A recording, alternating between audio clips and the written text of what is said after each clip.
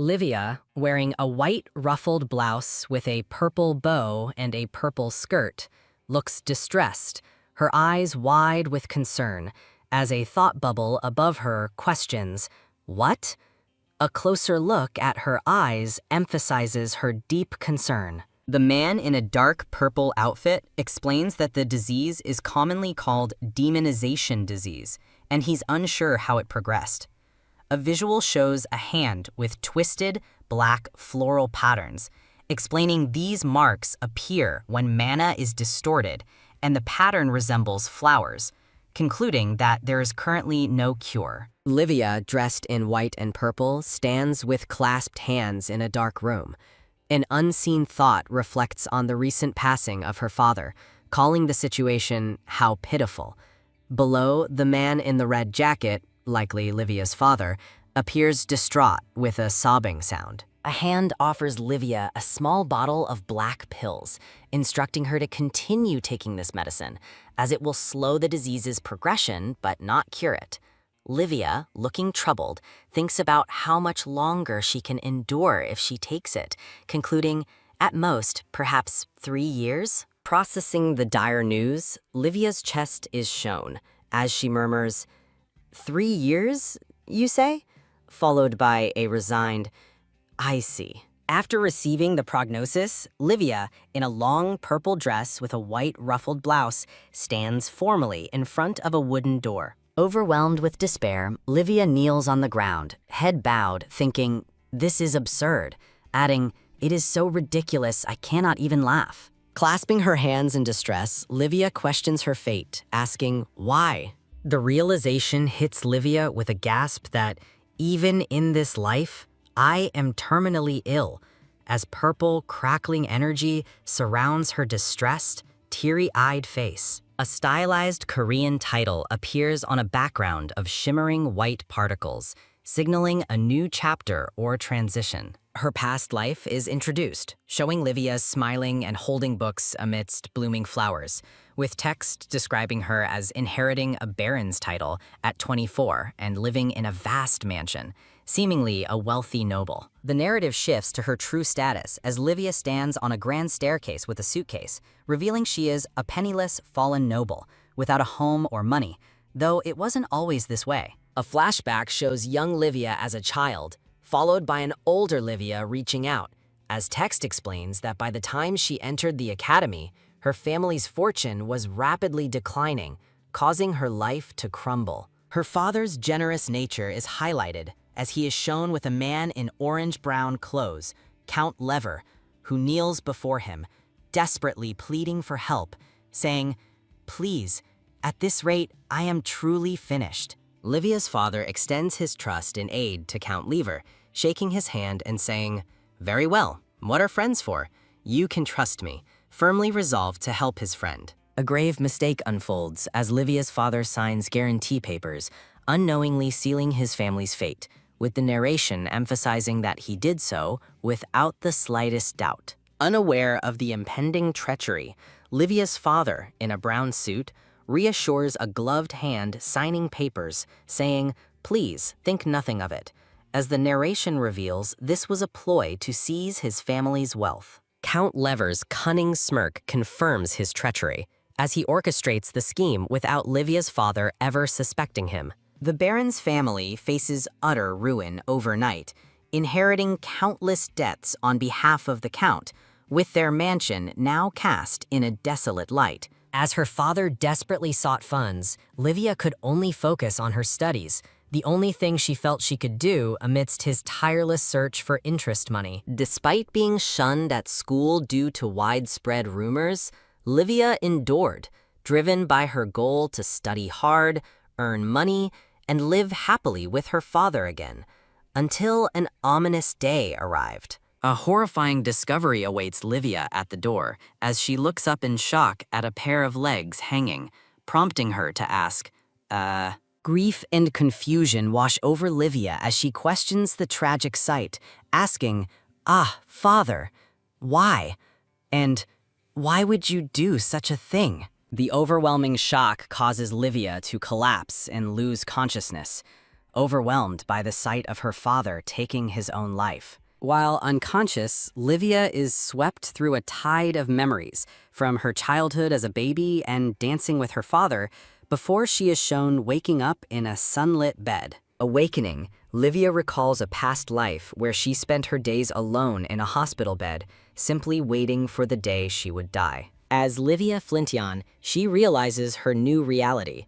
She is an extra among extras in a novel she read before dying in her previous life, as shown by her hands on the book. Even while distraught and crying on a bench, Livia finds comfort, thinking that being reincarnated isn't so bad, as she came to know the warmth of family in this life. Her frustration builds again as she questions the persistent problem, clutching her head in despair next to a bottle of pills and asking, why? Livia attends a funeral after losing all her family's possessions to debt, having sold everything to repay what was owed. Reflecting on her newfound power, Livia finds it is a double-edged sword, initially glad to discover it, but now feeling it tightening around her neck. The mysterious power Livia possesses is revealed as the ability to manipulate the dreams of others, which she discovered purely by chance. Lydia recalls her desire to lessen her father's burden after seeing his exhaustion each night, hounded by creditors. Reaching out to her sleeping father, Livia gently speaks to him, saying, "Father, please sleep in your bedroom," as her hand glows with faint sparkles. Livia's power flares, enveloping her father in a burst of light as she begins to manipulate his dreams. Through her father's contented smile, Livia finally understood her ability, recalling his words that helped her grasp its nature. Slumped on the bench, Livia laments the distortion of her mana, the very source of her power, which now causes her illness, contrasting it with her past happiness seeing her father's smile and wishing she could untangle it like twisted yarn. A sudden realization dawns on Livia, her eyes widening in surprise as she exclaims, "Huh? Wait a second." The epiphany brings a wave of clarity to Livia as she affirms, "Yes," and questions, "Isn't that it?" With a sudden resolve and a click, Livia realizes she can restore the flow of mana to its original state, allowing her to live. The powerful heirloom of House Mercedes is revealed, a sacred artifact adorned with skeletal features and a glowing crystal, described as belonging to the only family in the empire blessed by the goddess. This heirloom, it is revealed, possesses the immense power to manipulate every kind of mana in the world, though linked to the demon god. Livia clutches an object, realizing this forgotten detail from the novel is her key to survival, exclaiming, "Yes, why did I not realize this sooner?" and declaring she won't die in vain in this life. However, a significant problem emerges. The heirloom can only be used by the reigning Duke of Mercedes, as a regal man holding the glowing artifact demonstrates. The Duke is none other than Mercedes Cadian, the novel's highest-rated villain and sub-male lead, as revealed in a close-up of his face. Cadian's torment by mana is detailed, explaining that he is tormented every day and only finds brief release from his pain when he meets Saintess Celestina. After their encounter, Cadian develops a dangerous obsession and madness toward the Saintess Celestina, shown from behind as he looks up at her. Ultimately, Cadian is destined for a most miserable end, a tragic fate within the novel. Livia contemplates the impossibility of asking Cadian, a man destined for a miserable end, to lend her his family's heirloom as she walks through a bustling street. Her despair deepens as Livia considers her low status as a fallen noble, realizing she could never even approach a duke in the first place. Livia looks at a formal document with a worried expression,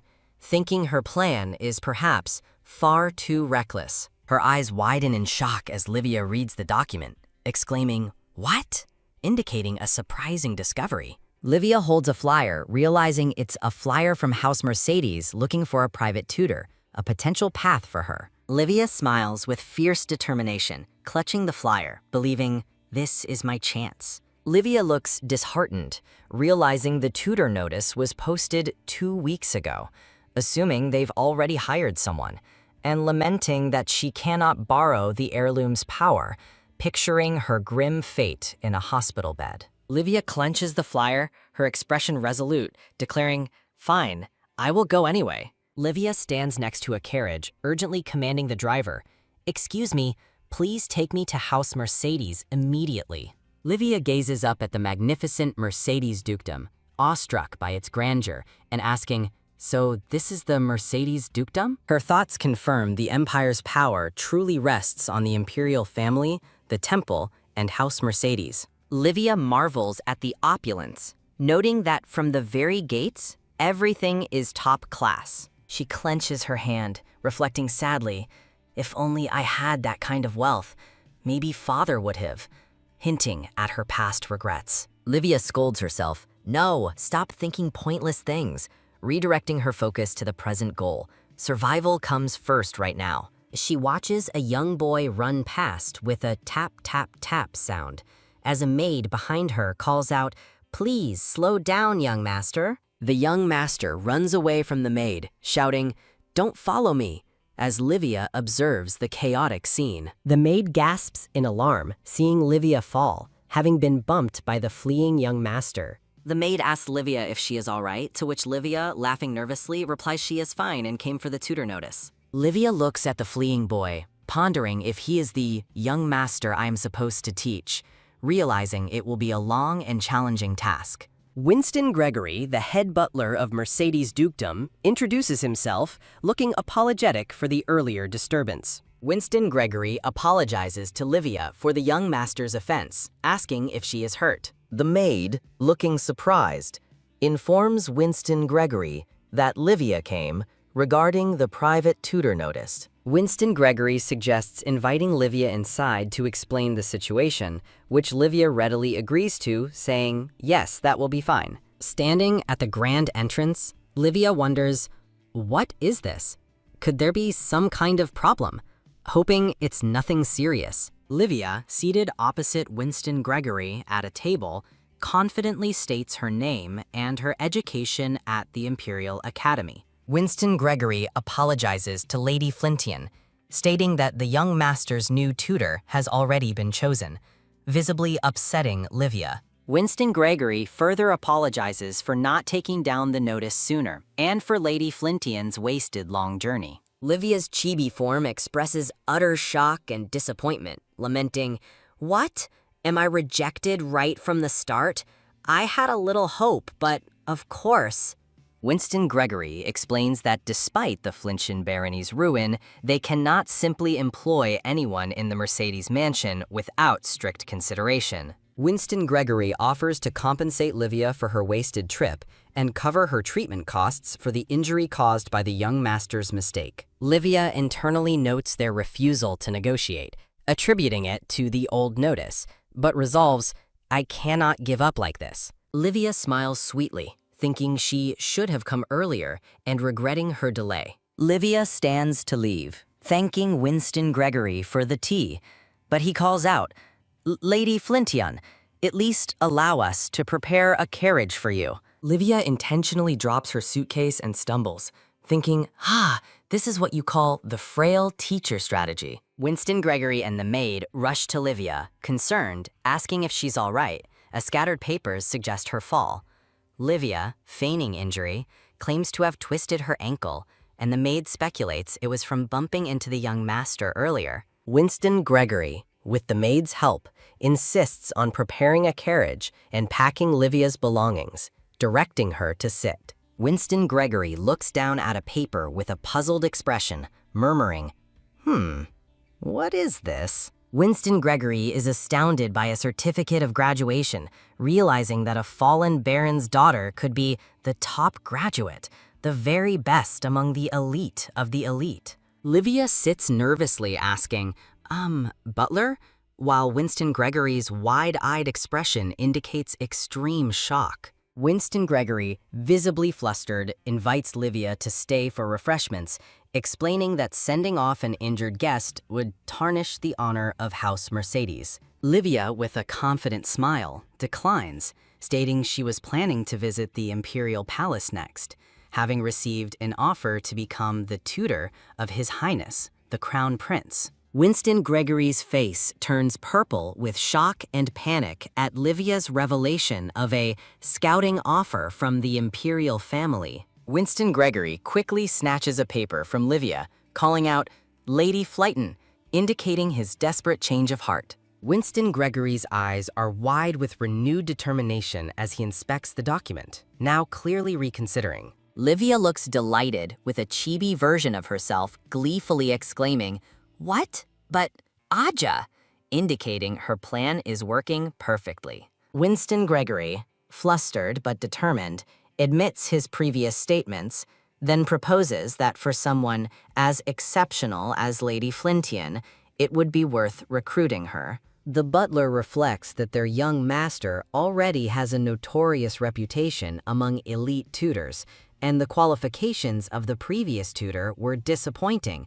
further justifying Livia's recruitment. Livia sits at a table laden with sweets as Winston Gregory presents a private tutor contract, guaranteeing the best treatment in the industry. Winston Gregory turns a page of the contract, revealing the final section. The last page of the contract is completely blank, offering an unusual opportunity. Winston Gregory offers Livia an inkwell and pen, inviting her to fill it in herself. Livia smiles victoriously, confirming, "Just as I planned. Now I can enter Mercedes' dukedom." Livia, smiling and holding a quill, happily declares her acceptance. A determined thought reveals Livia's plan to bide her time and seize the heirloom no matter what. A pleased man in a dark suit watches as a gloved hand writes with a quill, while Livia reflects on his unexpected kindness despite her earlier refusal. A jubilant maid, arms raised in triumph, celebrates successful infiltration into a grand house, exclaiming, "Infiltration successful." The gray-haired man informs Livia they will prepare her room as Teacher Plimpton, surprising her as she expected only a guest room. Livia marvels at the immense size of her luxurious new bedroom, noting it exceeds her old mansion's parlor, and concluding that more money is always better. Livia lies blissfully on the soft bed, a wide smile of contentment on her face. She reflects on her demonization disease, finding its floral symptoms unromantic and confessing her fear of death, lying amidst purple blossoms. Rain streaks down a gloomy background as Livia's thoughts echo her acceptance of an unchosen path to death. Through a rainy window, Livia lies, resolute in her decision to live on, even if it seems pathetic. An open book reveals that the young master is Vincent Mercedes, Duke Cadian's adopted son from an orphanage, known as the Little Devil. The narrative describes Vincent as refusing the academy, known for tormenting tutors with vicious tricks. A tutor stands shocked with an egg on her head as a boy runs, prompting Livia to realize her urgent task is to get closer to Vincent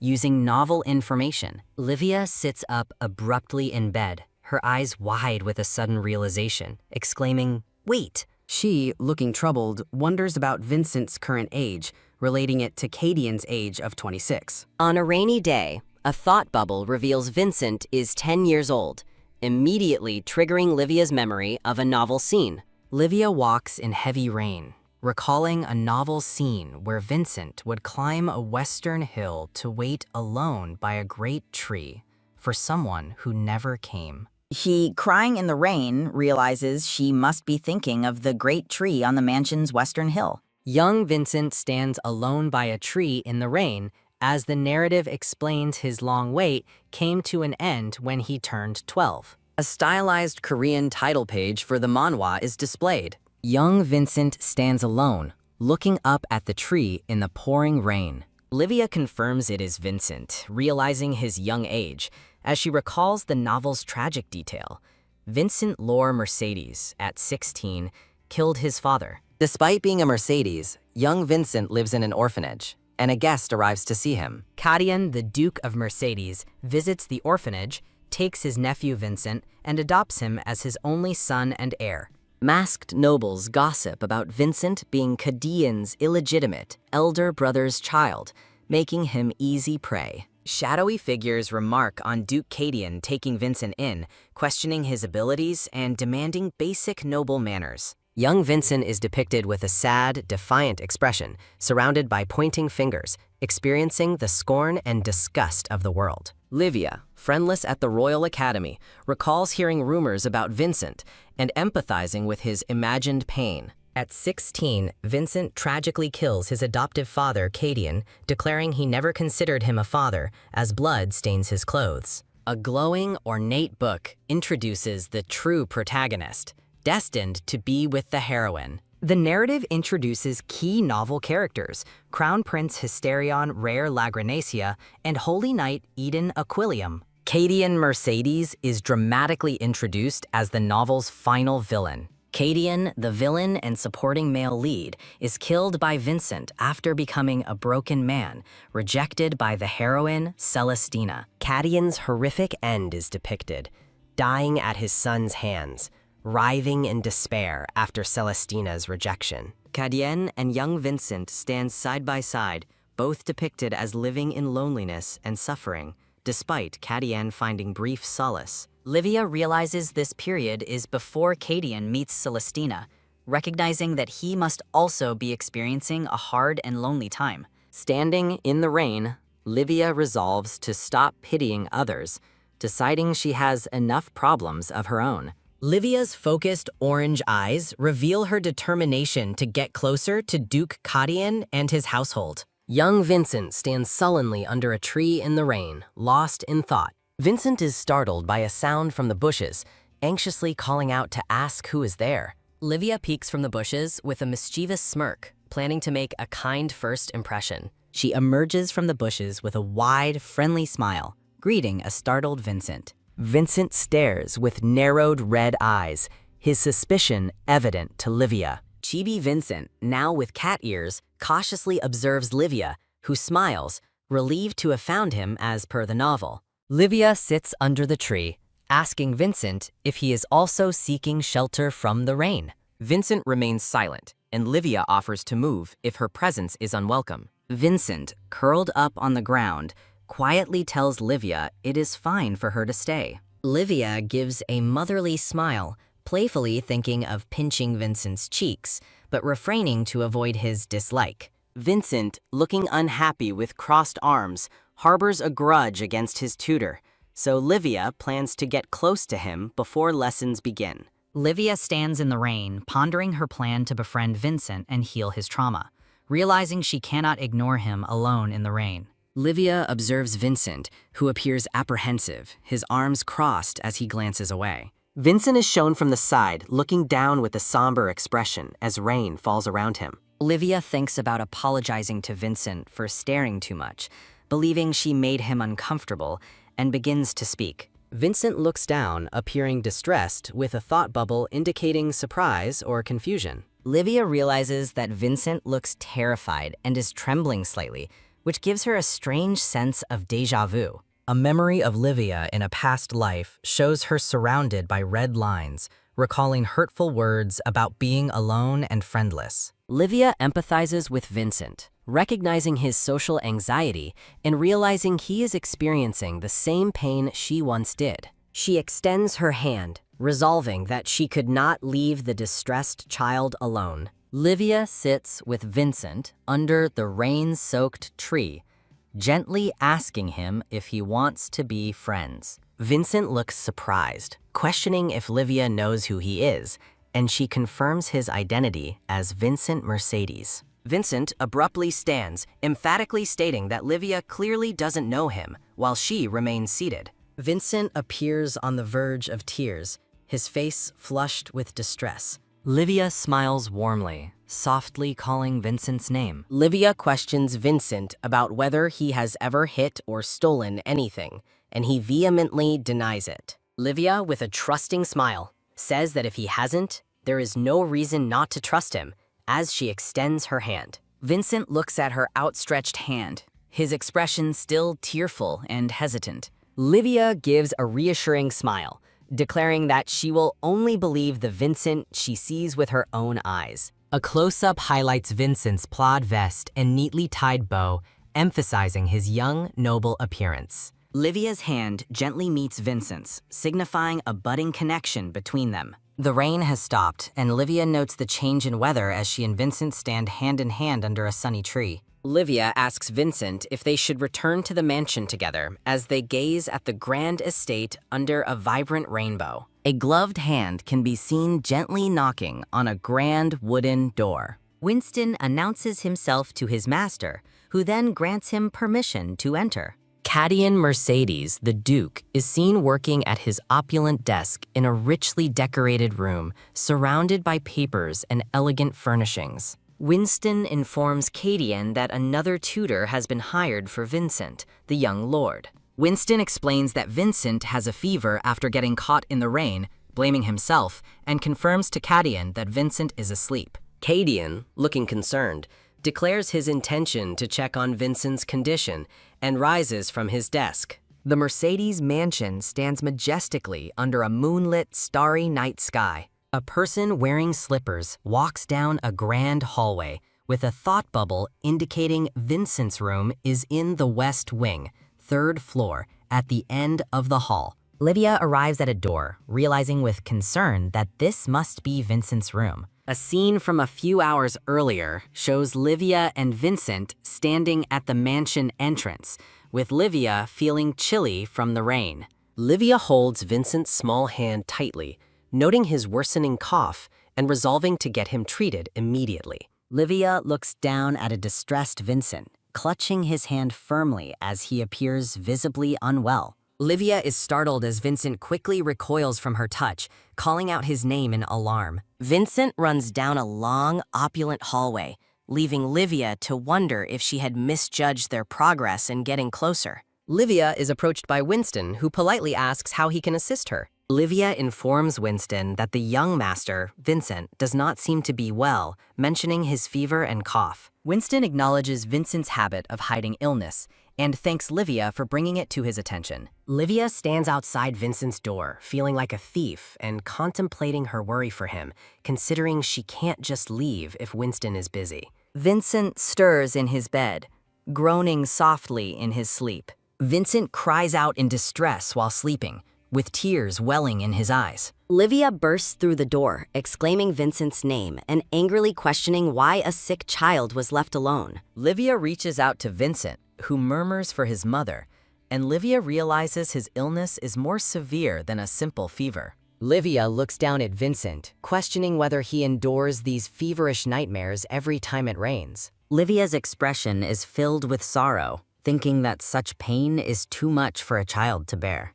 Livia's hand begins to glow as she assures Vincent that while she can't change his past, she can help him now. She gently places her glowing hand on Vincent's forehead, enveloping him in a soft light as he continues to cry in his sleep. Livia watches over Vincent, wondering if he is doing better after her intervention. Vincent sleeps peacefully, softly murmuring, "Mom," with a look of contentment. Livia smiles gently, contemplating if Vincent found his mother in his dream, and expresses her regret that this is all she can do for him. Cadian gently places his hand on Vincent's forehead, magical sparks swirling around them, though he thinks it's not helping. As Livia walks down the hall, she hopes not to encounter anyone, but is startled by Cadian's voice asking, "Who goes there?"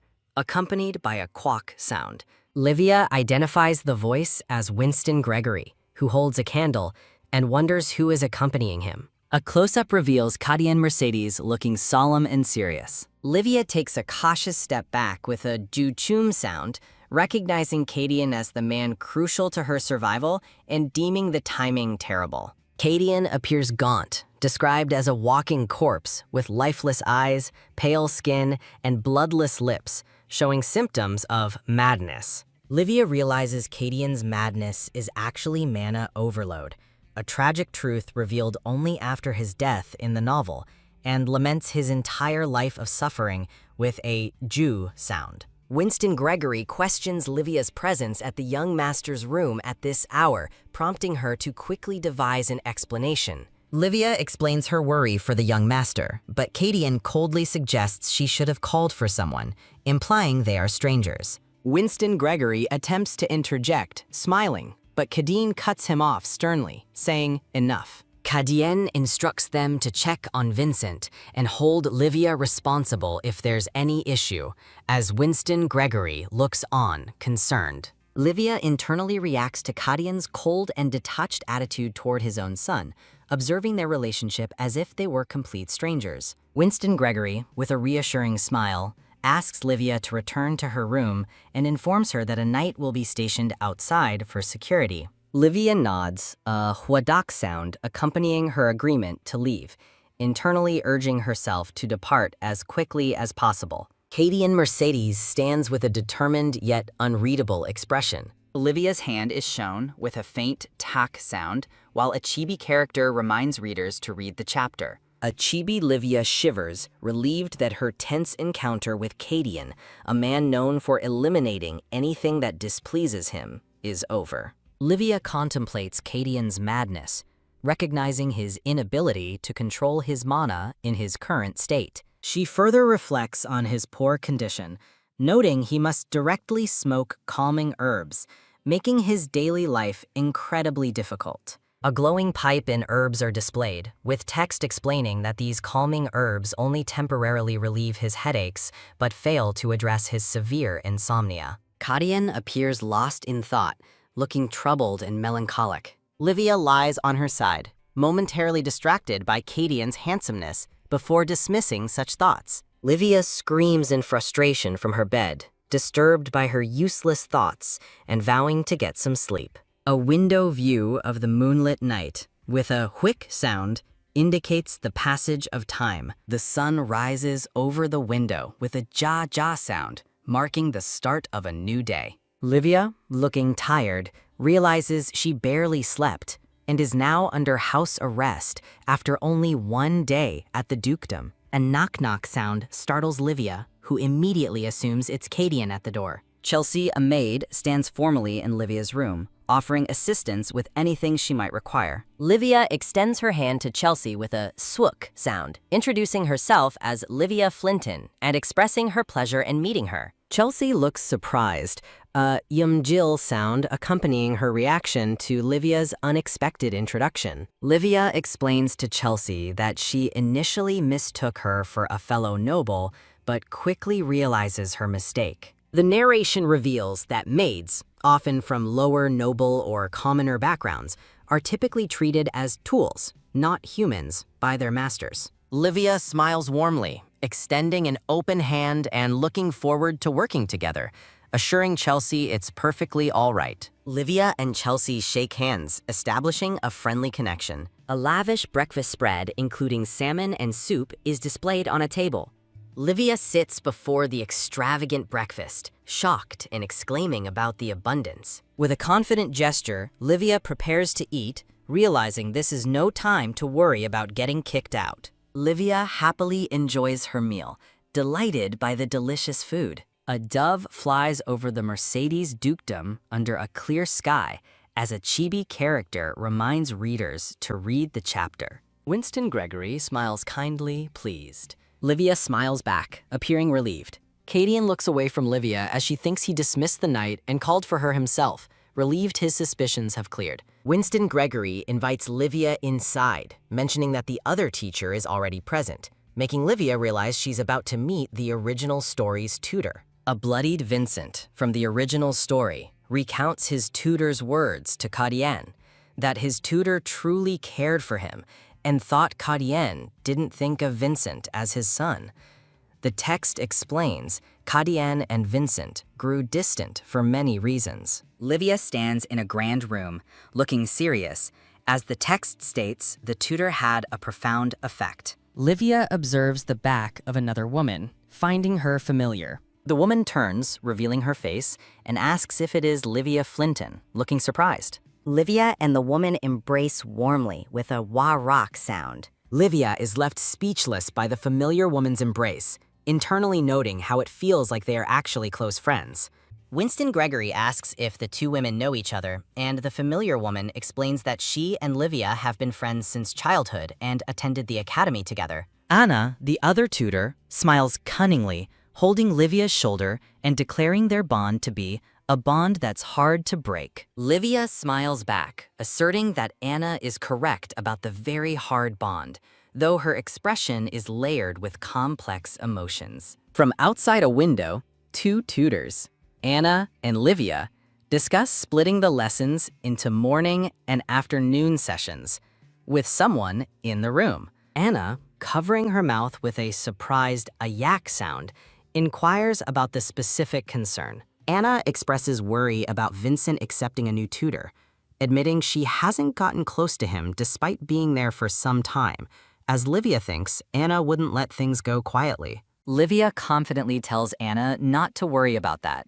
leaving Anna slightly bewildered, uttering, "Pardon?" Winston Gregory looks surprised, asking Livia what she means. Winston Gregory, smiling, agrees with Livia's proposal for her to naturally join afternoon classes, as Livia subtly smiles while sipping tea. Anna looks shocked and flustered, while Livia smiles knowingly, as Winston Gregory states lessons will proceed in this manner starting the day after tomorrow.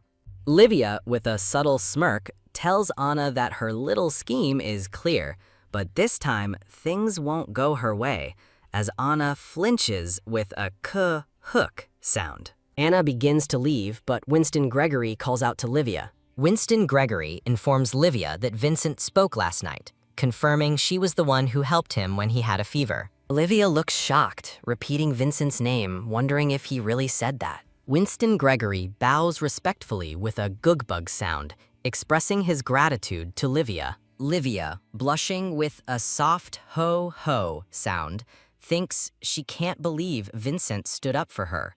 Winston Gregory adds that Vincent has never defended anyone before. Livia smiles confidently, posing a rhetorical question about who can change the young master. Anna angrily confronts Livia Flintian, demanding an explanation, a sharp biok-guk sound emphasizing her fury. Anna accuses Livia, asking what she is planning and if she truly thinks she can get away with it, as Livia dismisses her, subtly smirking with a sick sound. Livia smiles condescendingly at Anna's rage, internally noting the irony since Anna and her father took everything from her. Livia reflects on her past, identifying herself as the debtor and Anna as the creditor's daughter, but more importantly, as the one who made her life a nightmare. A flashback to when Livia was 9 shows her father introducing Anna, Count Lever's daughter, as a new friend. A young Anna, with a bright smile, introduces herself to Livia and suggests they be friends.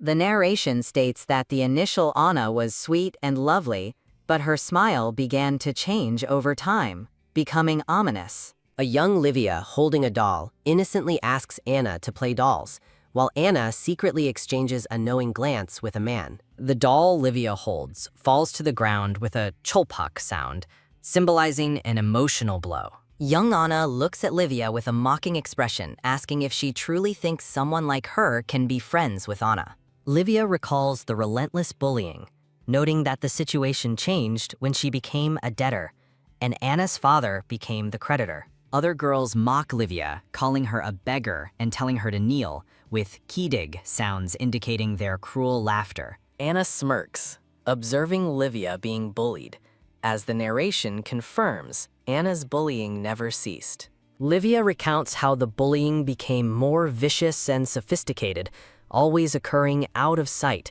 until she was completely isolated and alone, just as Anna desired. Livia's hand, holding a quill, writes diligently, a text bubble questioning if Anna even realizes the extent of her actions. Livia sits at her desk, lost in thought, remembering that her intense studies were solely motivated by her refusal to lose to Anna in academics. With tears in her eyes, Livia grips a pen, reflecting on her past and how her determination stemmed from not wanting to be academically inferior to Anna. Livia clenches her fist, declaring she won't cower anymore, especially now that she's facing death, implying she has nothing left to fear. Livia stares intently, reminding herself that she knows everything that will happen in the original story. Livia calmly asks Anna if she intends to seek revenge and if she believes Livia took something from her. Livia looks at Anna with a chilling su-uk expression, her eyes glowing with intensity. With a confident step, Livia dismisses Anna's importance, stating she's under a huge misunderstanding, as Anna reacts with a seong kam sound. Livia states that her family's debt has been fully repaid, and she is no longer a debtor to Anna's family. Livia confidently walks away from Anna, suggesting they stop causing trouble for each other if she understands, leaving Anna in disbelief. Anna yells at Livia to stop, declaring they aren't finished talking. Livia thinks it's strange that Anna, who once traumatized her, now makes her feel grateful, knowing Anna will try to get her kicked out. Livia, with a determined smirk, decides to use Anna as well if that's the case. Anna clenches her fist, teeth gritted, with an angry jig-gee-gug sound, vowing that Livia will not get away with this. An enraged Anna vows revenge on Livia, while a chibi character thanks readers for their support. Livia walks down a path in the mansion with a Jeon-duck sound, wondering if she's headed the right way, despite it being her first time this way. Livia holds a golden pass, recalling Winston gave it to her with directions. The Grand Mercedes Library, one of the dukedom's prides, stands majestically. Livia confirms the library is larger than the Imperial Library and heavily guarded, as a smiling guard hands her an entry pass. Livia enters the vast library, overwhelmed by its size and wondering how she'll find the books for Vincent. A man in a cream-colored formal suit with a purple bow tie and round glasses holds a dark, ornate book. The man in the cream suit with glasses reaches out his hand as a thought bubble notes a fairy is walking toward me. Livia, in a white blouse with an orange bow and a brown dress, thinks she must get a grip, as being rude would be inappropriate. Livia, wearing a white blouse and brown dress with an orange bow, introduces herself as Livia Flintion, young Master Vincent's new tutor. Raymond, in a cream-colored formal suit with a purple bow tie and glasses, introduces himself as the keeper and librarian of the Mercedes Library. Livia, in a brown and white dress with an orange bow, laughs while extending her hand to Raymond. Raymond, in a cream-colored formal suit, gently kisses Livia's hand, surrounded by sparkling light. Livia looks utterly shocked, questioning if Raymond just kissed the back of her hand while he stands smiling beside her. Livia, in a brown and white dress with an orange bow, clasps her hands and smiles, deciding to let the moment pass to avoid any awkwardness. Livia, in a brown and white dress, asks Raymond for help finding reference materials for Vincent's lessons, noting the library's vastness. Raymond looks intently at Livia. Raymond smiles, looking pleased by Livia's request. A hand in a white glove accepts a list from Livia,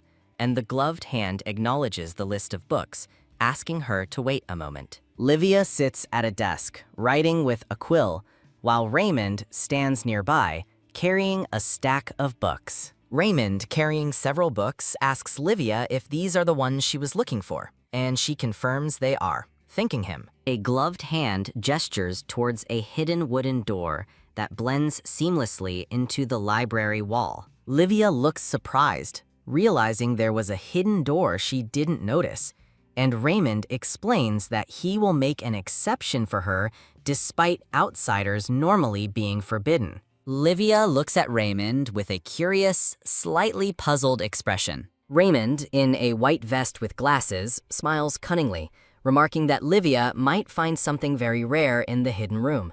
Raymond, in a beige jacket and white shirt, tells Livia he will excuse himself. Livia, her eyes wide with curiosity, wonders if she should take a look inside the hidden room.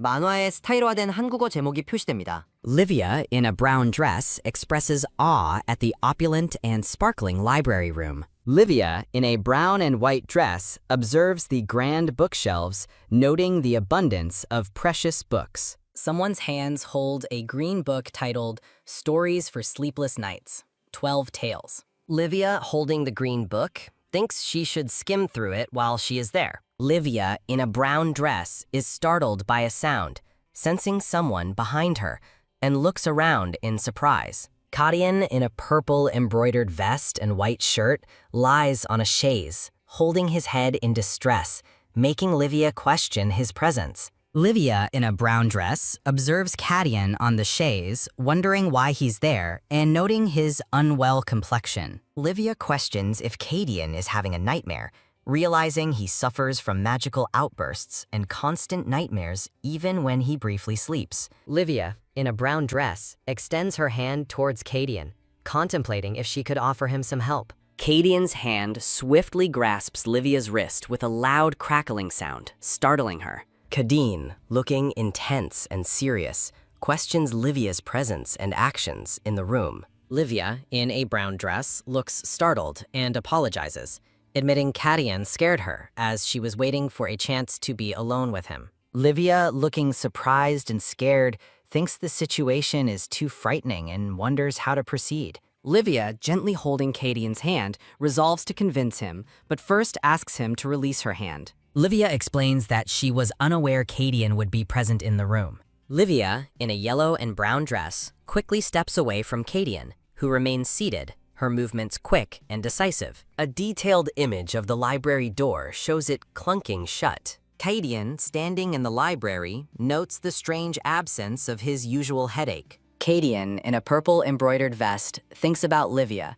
recalling she said she was Vincent's tutor. Kadian stands in the library, looking thoughtful. A green book titled Stories for Sleepless Nights, 12 Tales, lies on a table. Kadian, looking at the book, finds it interesting. A chibi character thanks readers for their support, displayed on a title page for the manhwa. Livia, in a pink dress, walks confidently through the grand mansion, thinking it is the first day of class. Livia, looking distressed, reflects that the recent meeting with Kadian and Hysterion still gives her chills, worrying they might pursue her, while a chibi Kadian looks bothered. Kadian, with a serious expression, questions if he can truly persuade that person and obtain the heirloom, feeling his confidence vanish after facing their cold eyes. Livia, in a pink dress, sighs while holding a book. Livia, in a pink dress, looks determined, thinking she's already on the edge and needs to focus on doing well in Vincent's class without being afraid. Livia smiles as she opens a grand golden door, ready to greet Vincent. Her eyes widen in a sudden expression of shock and alarm. Livia stands in an ornate, empty room, realizing with disappointment that Vincent is not there. She frantically searches various areas of the mansion and grounds for 3 hours, calling Vincent's name, but he remains missing. Concluding Vincent isn't on the Western Hill and should be in his room, Livia wonders where else he could have gone. Her attention focuses intently on a tall, ornate wardrobe in Vincent's room, a thought sparking in her mind. Livia recalls her past life where scared children hid in wardrobes, realizing Vincent's room has a similar hiding spot. Her gloved hand gently taps on the wardrobe door, asking if Vincent is inside. Vincent, in a dark ruffled outfit, peeks out from the wardrobe with wide, startled eyes and a small sound. Livia lets out a soft sigh of relief, grateful to have finally found Vincent. With a gentle smile, she acknowledges her initial surprise, but understands that running away can happen. Livia thinks that what is unfamiliar can be scary, and running away is natural, as they don't know each other very well yet. Kneeling by the open wardrobe, Livia extends her hand towards Vincent with a comforting expression. Vincent's face flushes with surprise and a soft sound as he looks at Livia's outstretched hand. Livia pulls Vincent, in his purple outfit, into a warm, comforting hug. She sits with Vincent by a glittering fountain at night, wondering if he has calmed down.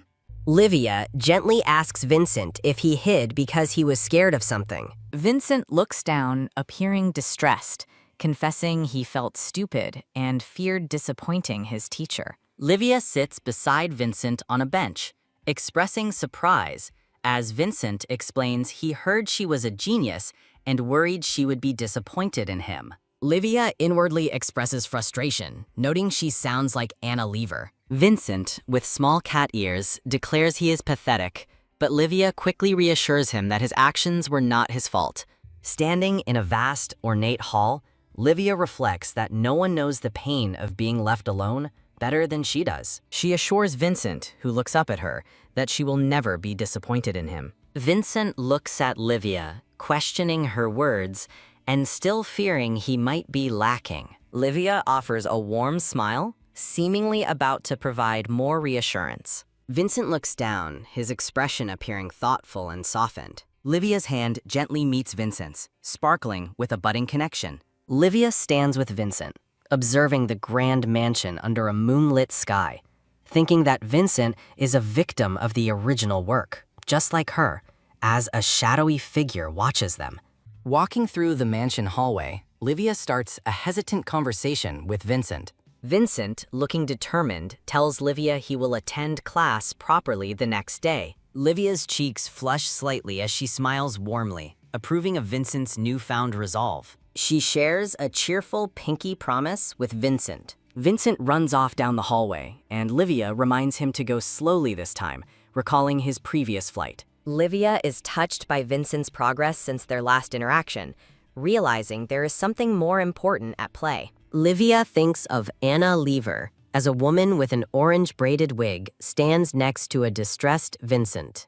Her expression hardens, her eyes glowing with determination. Livia experiences a sudden, sharp pain and spinning vision, clutching her chest as a dark, web-like pattern surrounds her. Her pink-shoed feet are shown as she feels her vision spinning. Livia falls, the background streaking, her thoughts expressing alarm as she realizes she is falling. A gloved hand catches Livia around her waist, preventing her from hitting the ground. Cadian, in a dark suit, holds Livia steady, who looks up at him in surprise. Livia looks up at Cadian, her face flushed with surprise and panic. Cadian, looking down at Livia, asks how she came to be there, as she looks back at him. Livia looks shocked while a small chibi character promotes a website in the foreground.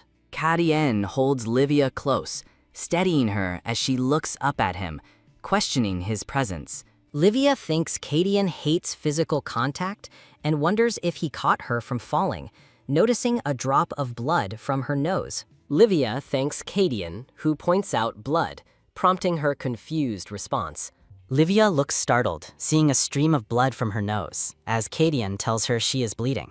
Her eyes widened in alarm at the sight of her bleeding nose, thinking, why of all times, now? Livia covers her nose, quickly apologizing and announcing her departure, with Cadian standing behind her. Cadian contemplates Livia Plinkton with a serious expression. Cadian thinks he must keep an eye on her for a while, as drops of blood remain on the floor. The scene transitions to the grand mansion under a bright sky the next day. Livia learns her yesterday's symptoms were mana sickness, noting the distinctive flower-shaped mark. Livia observes her reflection, recalling the physician's words about new spots causing symptoms, realizing she has a fatal illness. Livia, standing by a door, determines she must deal with Anna. Livia contemplates the unpredictable impact of the sealed letter she holds. Livia declares to Anna that she was the one who initiated their conflict. Anna rages in the hallway, questioning why Livia, whom she expected to be driven out, is still present. Anna observes Cadian staring at his gloved hand, questioning his growing closeness to Livia and expressing her frustration. Anna fumes, angered by Vincent's changed behavior and insubordination. Anna cunningly compliments Vincent's cleverness, but implies his efforts won't be enough to satisfy Livia. Anna makes a statement, then Vincent sharply retorts, warning her not to speak carelessly about Miss Livia. Vincent smiles with a slight blush, thinking about how kind Livia is. Anna rages, wondering how Livia won Vincent over and vowing to have her thrown out of the mansion, seeing her as an obstacle. Anna plots that a significant incident is needed for Livia to be expelled. Anna's eye gleams with a determined and malicious intent. An unseen person calls out, and the maid in the dark dress responds with a surprised expression. Anna instructs the maid to take a pouch and put it in Livia Flintian's room. The maid questions the contents of the small pouch she is given. The maid is given instructions to place tea leaves in Livia's room, supposedly for Vincent, while internally realizing she's being set up as a scapegoat. Anna smirks, thinking of Livia Flintian with a malicious plan. Anna smirks ominously, confident that Livia cannot escape her trap this time. The carriage arrives at its destination, and the driver announces their arrival to his madam. Livia, accompanied by a man in a dark suit, observes Sikrit 13th Street, noting its grim atmosphere and reputation for illegal trade. Livia walks through a dangerous area, protected by a magical robe, determined to achieve her unknown purpose. Livia's eyes widen in sudden realization. Livia finds the Rune Antique Shop, confirming it as her right place. A bell jingles as Livia, cloaked, enters the Rune Antique Shop, observed by the man behind the counter. Livia boldly declares her purpose to find the moon. The man in the green suit reacts with a surprised expression to Livia's statement. The man in the green suit ushers Livia through a curtain to a special guest, confirming Livia's memory about the place. Livia follows the man in the green suit as narration reveals the Rune Antique Shop is actually the Empire's greatest information guild. Livia reveals she used a high-level password to secure a direct audience with the guildmaster.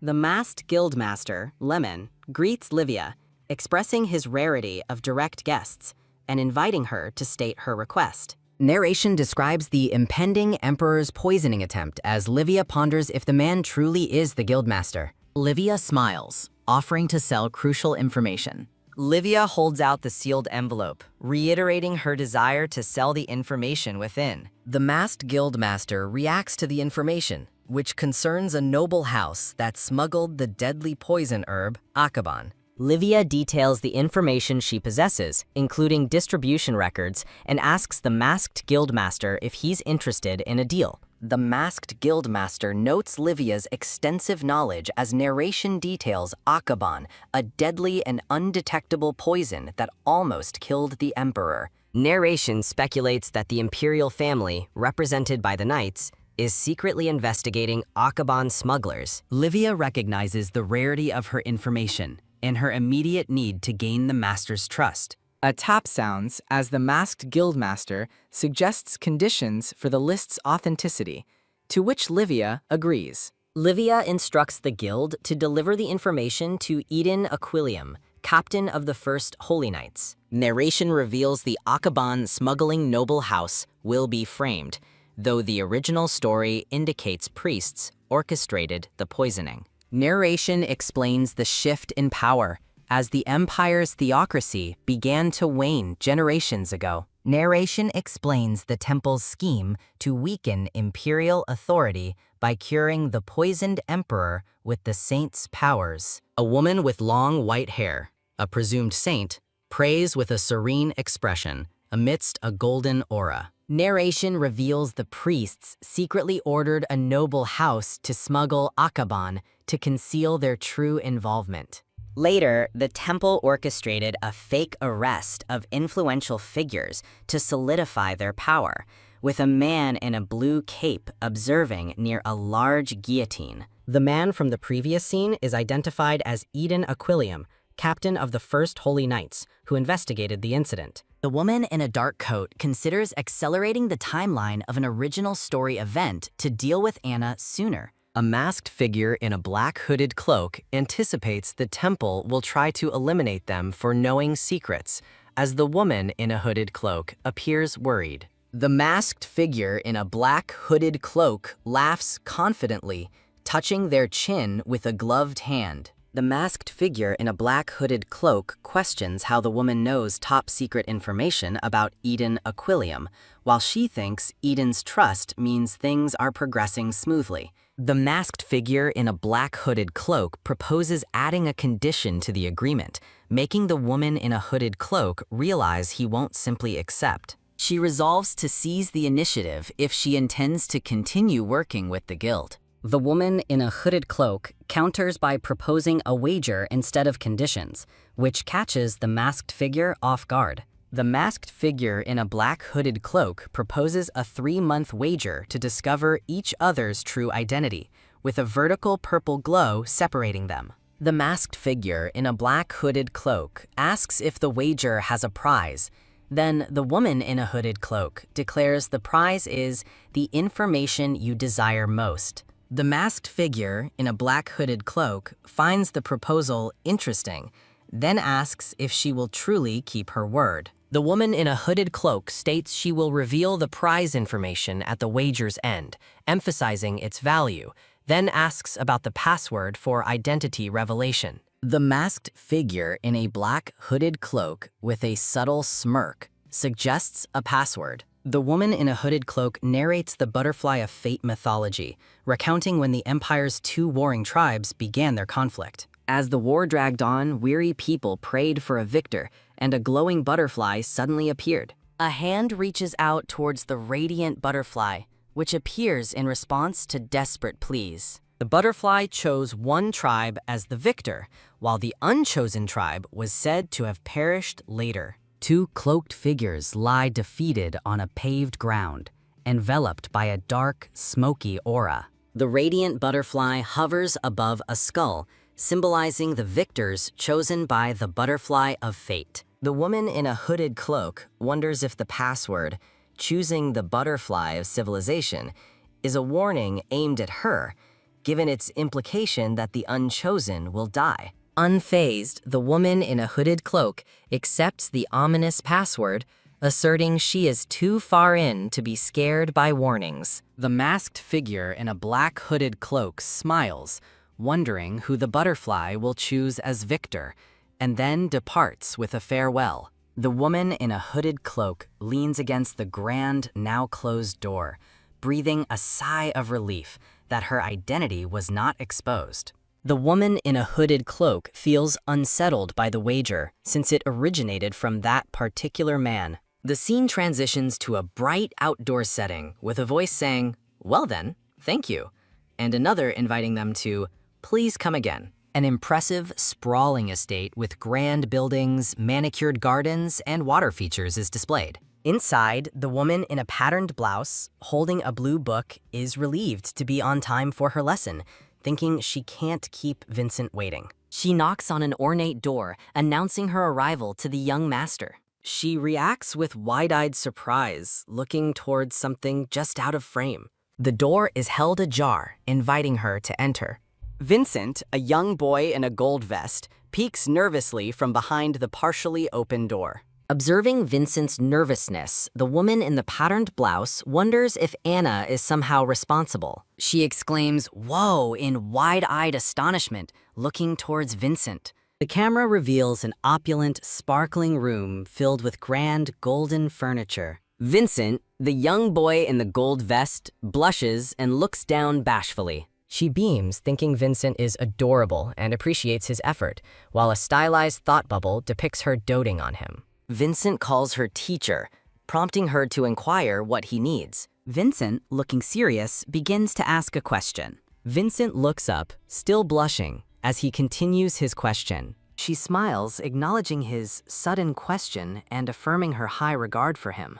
Vincent, appearing distressed, asks the woman in the patterned blouse why she continues to call him young master. She realizes her shift from friendly to formal speech might have confused Vincent, as she considers her mistake. She apologizes to Vincent for the confusion, expressing an unfinished thought, her hand on her chest. Vincent looks up at the woman in the patterned blouse, grabbing her arm with a surprised expression. The woman in the patterned blouse is taken aback, realizing Vincent's affection for her is deeper than she thought. Vincent looks away, on the verge of tears, as the woman in the patterned blouse apologizes for hurting him. She gently tells Vincent their casual way of speaking should remain private, and he innocently asks, why? She explains that as his private tutor, speaking too casually in front of others could raise questions about her professionalism. Vincent whispers to her that he wishes to call her Miss Via when they are in private, eliciting her surprise. Vincent claps happily, blushing, as he declares he wants to address her uniquely, not like everyone else. The woman in the patterned blouse, identified as Vincent's teacher, smiles warmly, touched by his words. A flashback shows a younger version of Vincent's teacher being hugged by her smiling father, revealing Via was his nickname for her. Vincent's teacher agrees to keep Via as their special secret, as he enthusiastically agrees. She reviews a document noting Vincent has surprisingly high skills despite having minimal formal lessons. She praises Vincent for his astute observations, stating she is impressed by his level of insight. She gently pats Vincent's head, commending his excellent work as he blushes. The woman in the patterned blouse turns her head towards a window, hearing an unfamiliar sound and wondering what it is. She approaches the window, looking out with a curious expression. She realizes the figures outside are the Holy Knights, their blue capes prominent. Observing the knights, she recognizes the leader at the front. She identifies the leading knight as Eden Aquilium, the commander of the first Holy Knights, noting he was a secondary male lead in a story, like Cadian. She remembers Eden as a man who secretly harbored feelings for the heroine, contrasting him with Cadian, who she identifies as Cadian's rival. She recalls the house of Duke Mercedes, the only noble family not worshipping the goddess, often clashing with Eden, leading to him severing the corrupted Cadian's arm. She reflects that readers were captivated by Eden's character. Despite Eden's popularity, that particular scene never felt right to her, prompting a clenched fist. A knock sounds at the door, and a voice announces their arrival, asking for permission to enter, which she grants. A woman in a green dress with long, curly hair enters the room, walking towards Vincent's teacher. The woman in the patterned blouse and the woman in the green dress stand face to face, a slight tension in the air. The woman in the green dress, Anna Lever, asks, "Hello?" while the teacher thinks about Anna's unexpected presence, but accepts it as a fortuitous development. An older man in a brown vest reveals that Anna has formed a special relationship with the temple, adding that Vincent's teacher's portrait will be sent to Eden as a warning to mind her behavior. Anna Lever, standing next to the woman in the patterned blouse, issues a greeting, then threatens her, calling her Lady Livia Flintian, and stating she will regret her insolence. A grand golden chandelier hangs elegantly from a patterned ceiling. A collage of two men, Eden Aquilium and another man, Cadian, is presented with the text, "I've been expecting you," indicating an anticipated meeting. The woman in the patterned blouse expresses her astonishment at seeing Eden and Cadian together so unexpectedly.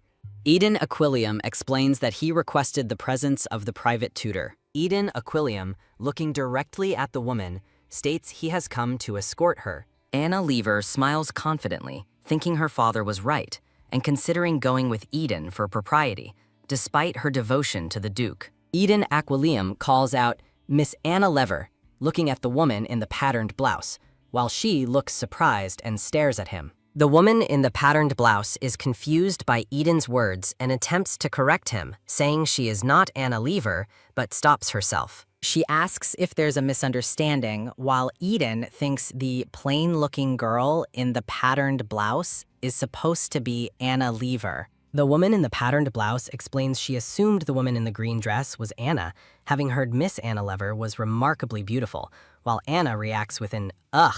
Anna Lever shoves the woman in the patterned blouse aside, asserting that she is Anna Lever. The woman in the patterned blouse exclaims she's falling, eyes wide with shock. A gloved hand catches her, and she wonders if it could be Cadian again, as she finds herself close to a man in a pale outfit with light eyes. Eden Aquilium asks the woman in the patterned blouse if she is all right. She thanks Eden, realizing it was him who caught her. Eden Aquilium apologizes, stating there seems to have been a misunderstanding. Eden Aquilium steps forward, saying he will confirm the identity once more. Eden Aquilium, the woman in the patterned blouse, and Anna Lever stand together in the ornate room, with Eden looking at Anna. Anna Lever confirms she is indeed Anna, looking pleased, while Eden quietly affirms he has found her at last. A gloved hand, implied to be Eden's, extends into the foreground, surrounded by ethereal light and delicate lace patterns. Anna Lever's eye glints with determination as she smugly ponders how he came to find her. Eden Aquilium, in his blue cloak and armor, stands with an outstretched arm, indicating an offer that equates to a marriage proposal, which he describes as less grand than a duke's house. Cadian, in a dark, ornate coat, is shown against a dark, decorative background, considering that Eden's marquisate is more stable, then resolves to make him regret losing him. Anna Lever smiles brightly and claps her hands, looking delighted. Chains appear, binding someone's wrists, with crackling electricity suggesting a sudden, forceful restraint. Anna Lever looks shocked. Then Eden Aquilium addresses her, stating she must accompany them to the temple. Eden Aquilium announces her arrest in connection with the attempted poisoning of the Emperor. He reiterates that she must accompany them to the temple as a suspect in the Emperor's attempted poisoning. Anna Lever, in the green dress, expresses shock, questioning Eden about being a suspect in the Emperor's poisoning, while the woman in the patterned blouse is in the background. Eden Aquilium reveals evidence surfaced that Anna's father, Count Glenn Lever, smuggled the poisonous herb Akaban to assassinate the Emperor. Anna Lever vehemently denies the accusation, insisting her father would never smuggle such a terrifying poisonous herb. Eden Aquilium calmly asks if anyone witnessed Lady Anna Lever behaving suspiciously. The maid in the white apron raises her hand, saying something has been on her mind. The maid explains that Anna Lever gave her a pouch some time ago, instructing her to hide it in Livia Flinton's chamber and keep silent. Anna Lever angrily denies knowing anything about the pouch, pointing out the maid is Livia Flintion's personal maid and blames Livia. The woman in the patterned blouse suggests examining the pouch's contents to determine its true owner. Anna Lever glares at Livia Flintion, who is now shackled, angrily calling her name. The butler in the dark suit volunteers to examine the pouch himself. The butler carefully empties a small, dark pouch into his white-gloved hand, revealing dark, dried leaves. The butler sniffs the dried leaves in his hand, evaluating their scent. The butler announces that the leaves have no scent and are just ordinary dried leaves, causing Anna to look relieved. Anna Lever exclaims that she knew nothing about the pouch, insisting she told them so. The woman in the patterned blouse observes that the butler, surprisingly, agrees that the leaves should have a distinct fragrance. Eden Aquilium reveals that during his academy days, he learned of a colorless, odorless leaf that becomes harmful when steeped in hot water, but wishes to believe Anna's prepared tea is not that. Eden Aquilium asks Lord Mercedes if he may intervene, which Lord Mercedes allows. Then Eden requests hot water. Anna Lever gasps, her face red with alarm, realizing Eden might have already uncovered the truth. A hand presents a teacup filled with clear liquid, which is described as tea brewed from those leaves. Eden Aquilium forcefully smashes the teacup, then chokes, experiencing violent symptoms, as the woman in the patterned blouse watches in horror. Eden struggles, clutching his throat with a pained expression, his skin marked with blue veins, while the woman in the patterned blouse urges someone to fetch a physician. Eden extends a hand, refusing help, stating he is fine despite the painful blue marks spreading on his face. Eden confirms that the leaves are the deadly herb Akaban, while a blue light radiates around him, surprising the woman in the patterned blouse. The woman in the patterned blouse wonders if it's holy power, noticing Eden's symptoms already fading. Lord Mercedes explains that Akaban is a devil's herb, undetectable by warmth or smell, with no known antidote once ingested. He questions if Cadian knows so much about Akaban because the calming herb he always chews on is from the same poisonous plant family. Eden Aquilium acknowledges that most people believe Akaban has no antidote. However, Eden reveals that a recent discovery at the temple proves Akaban can be purified through holy power, shown against a backdrop of a skeletal figure and dark roses. Eden Aquilium strides forward, declaring the matter settled. Eden Aquilium confirms that with evidence of the Lever family smuggling Akaban and Anna's belongings containing the herb, the truth is clear. Eden Aquilium confronts Anna, asking if she still insists she knew nothing, as she denies it, covering her mouth in distress. Anna Lever, with a troubled expression, silently admits the pouch is hers when Eden suggests she does. With holy night surrounding her, Eden declares that Anna, having attempted to use Akaban, cannot escape punishment, while she desperately pleads for mercy, insisting her innocence. The woman in the patterned blouse observes the rapid resolution, musing that it happened faster than expected. The butler in the dark suit and the maid in the white apron state they will assist with the cleanup.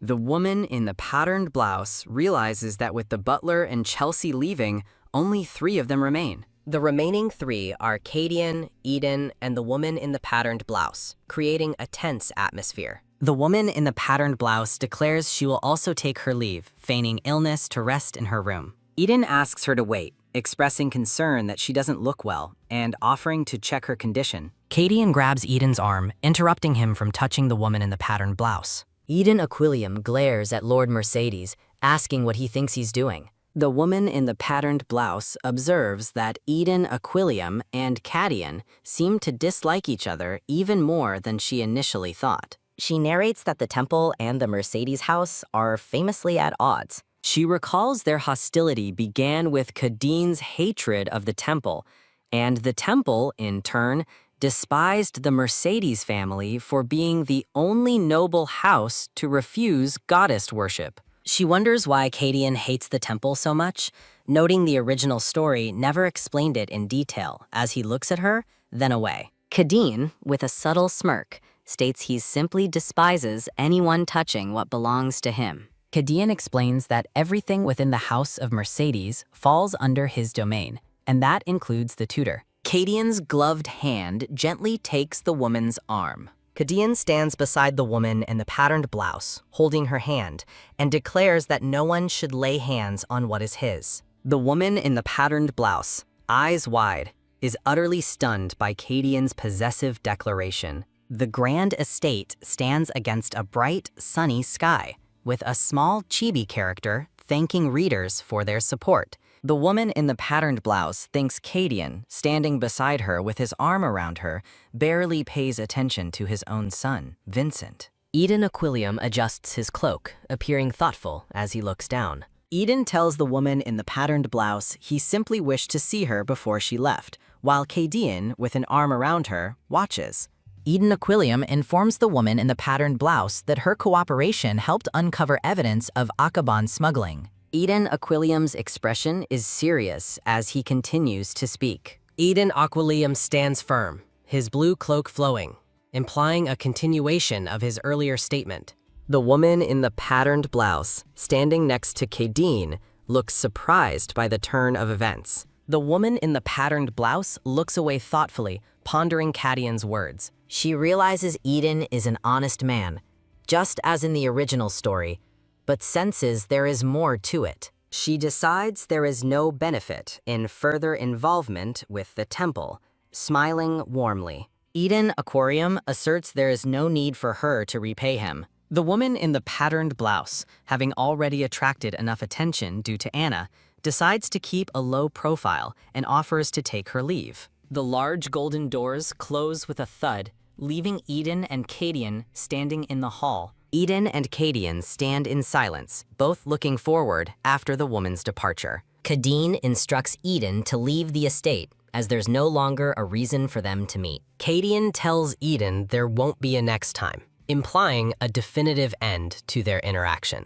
Eden Aquilium exits the room, looking over his shoulder with a serious expression. The estate is bathed in warm light, indicating a peaceful transition. The butler thanks Lady Livia for yesterday, as they sit across from each other at a table with tea. Livia, wearing a yellow dress, thinks it's time for a special clause in the contract to be used, noting that the incident wasn't just an attempted assassination, but a move against the Empress, and that Eden's timely intervention prevented her from being suspected. Livia smiles, reflecting that she steered things this way, and having Eden owe her is advantageous. Livia asks the butler if he recalls the special clause in the contract. The clause states that if the current governess quits, no new governess will be hired for the next year.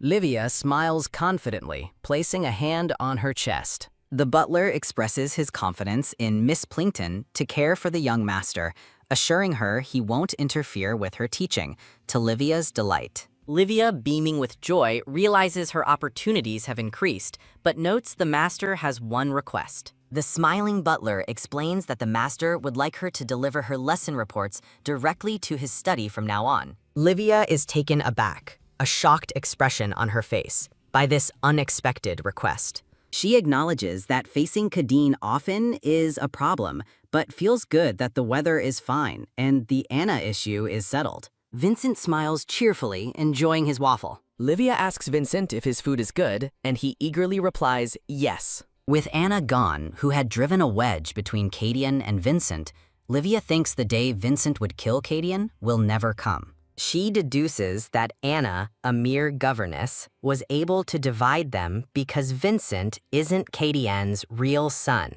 A somber flashback reveals that Vincent, though officially known as Cadian's son, is actually the biological son of Cadian's elder brother, an illegitimate child who suffered from madness and was scorned by his parents. Cadine's half-brother, wearing a pink jacket, was the only one who ever accepted him as family, offering him a wrapped gift. His half-brother, shown wearing a pink jacket, gave Cadian the magic pipe and calming herb, gently patting his head. The next day, after inheriting the title, Cadian's half-brother vanished after leaving a deed, so Cadian succeeded him as duke. A 3-year-old Vincent, with a bright expression, is depicted, identifying him as the child Cadian brought with him. Livia thinks Vincent may remember more than he lets on, looking at him thoughtfully. Livia asks Vincent if she can ask him just one question, and he readily agrees. Livia gently pats Vincent's cheek and asks him one question, which he readily accepts. Vincent is startled when Livia asks what he thinks of the Duke.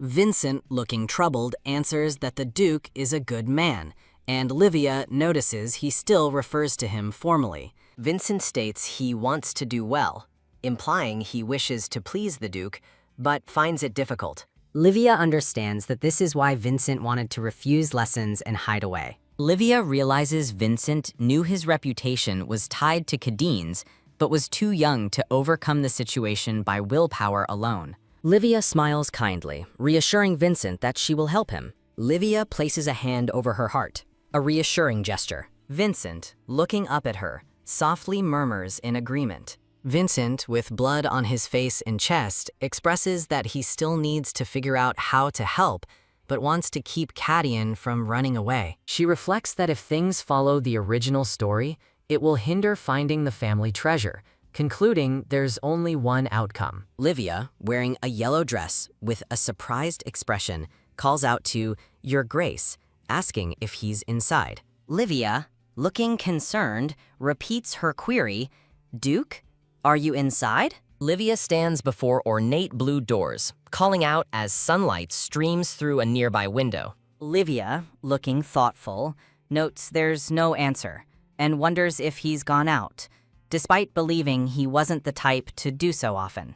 Livia appears worried, pondering if something more serious could have happened. Livia stares at the ornate blue doors, fearing a mana rampage might have occurred. Livia knocks on the doors, urgently asking the Duke if he is in there. The door slowly opens, and Livia realizes he must have been unable to answer, but a hand reaches out, touched by glowing blue particles. Livia cries out, "Wait, Duke?" Then realizes something is wrong, looking shocked as she sees blood on the floor and a shimmering effect. The blue ornate doors, now glowing, stand isolated in a dark, ethereal space. Livia, with a worried expression, looks into the dark room, lit by faint light from outside. Cadian, with a somber expression, looks down, as a faint thought bubble is visible. Livia reaches for Cadian, calling out to him, as she realizes he's slumped against the door and asks if he's the Duke. Livia observes that Cayenne's eyes are unfocused, and wonders if he's unconscious. Livia remembers that in the original story, Cadian couldn't control his mana rampage and suffered nightmares, speculating that his current resistance is preventing the mana from consuming him. Livia clenches her fist, determined to help him, noting that a normal person would have been crushed by the mana, but she is different. Livia looks directly at the viewer with a determined expression, stating she is different. Livia gently caresses Cadian's face, deciding she must enter his nightmare to wake him up. Kadian, looking distressed, is surrounded by a magical glow and states this is the only option right now. Livia reaches out to Kadian, a burst of light emanating from her hand as she attempts to use her abilities. Livia looks shocked, realizing her ability won't stop and something is wrong. A bright light flashes from the window, momentarily blinding. Livia lies on the stone floor, her eyes wide with shock and a hint of panic. Livia questions her whereabouts, noting the dark, damp surroundings, and realizes the burst of light meant something went wrong. Livia, eyes wide with fear, calls out for Kadian, desperately wondering where he is. Livia watches, hidden, as 3 hooded figures in dark robes walk past. Then 3 hooded figures in white robes approach her, and she wonders who they are. Livia realizes the white-robed figures are approaching and panics, wondering where she can hide. Livia peeks out from behind a stone pillar, gasping in surprise. Livia's hands appear translucent, surprising her. Livia wonders if she is invisible, then reasons that if her ability triggered when she lost consciousness, she might have entered Kadian's dream.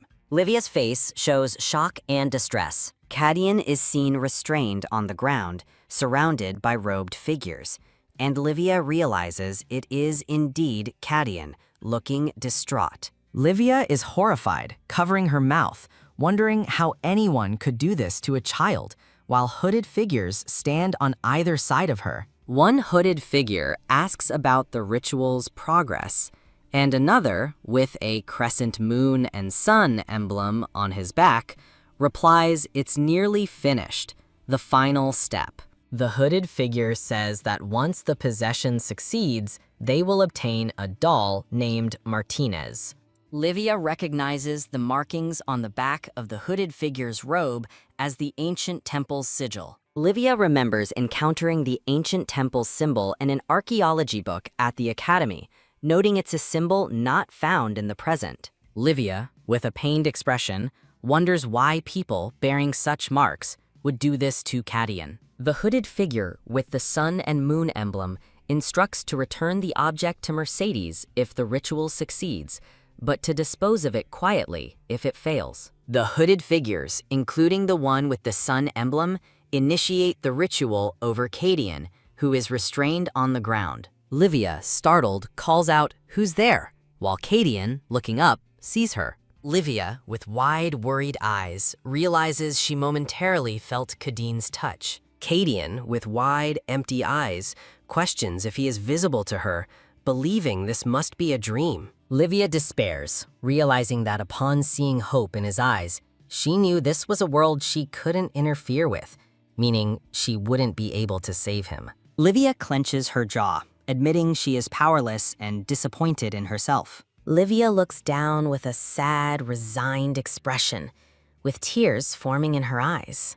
Livia kneels, clutching Kadian, reflecting that she thought her ability to manipulate dreams would always let her rescue him from nightmares. Livia embraces Kadian, apologizing for not helping him, for not saving him. Livia clutches her chest in distress, thinking the light is rampaging again, and she still hasn't saved Kadian. Her hand gently touches a person with white hair as Livia mentally urges Kadian to hold on. Livia's hand reaches out toward a bright, glowing figure, a younger version of Kadian, amidst a radiant light. Livia lies unconscious on the floor of a grand room with large windows, bathed in light, while a chibi character promotes a website. Livia remains collapsed on the ornate floor, light streaming from the window, as gentle sparkling effects surround her. Livia sits up, looking at the bright window, realizing she is in Kadian's office, and wonders if she has returned.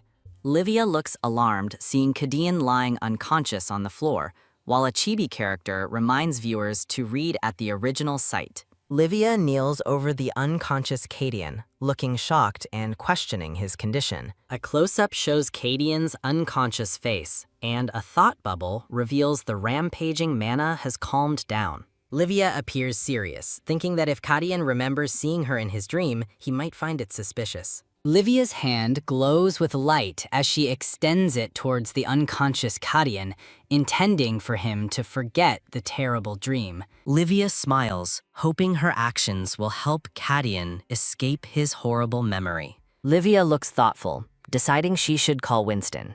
A quick tap sounds as a hand unexpectedly takes Livia's, creating a sudden, startling moment. Kadian is awake, holding Livia's hand, surprising her as she wonders when he regained consciousness and notes a sound of discomfort. A close-up of Kadian's eyes shows them alert with a flash of purple, indicating he is fully awake. Livia appears flustered, awkwardly greeting Kadian and expressing surprise. Livia's eyes widen in alarm as she loudly warns Kadian not to misunderstand her presence. Kadian, standing over the sitting Livia, explains he came for the young master's lesson but found her collapsed, assuring her he stayed only until she woke up without other intentions. Kadian looks subtly flustered, indicated by a slight sound effect in his averted gaze. Kadian turns to Livia, looking stern, and tells her, "Enough," interrupting her explanations. Livia observes Kadian's reaction, trying to discern if he remembers anything,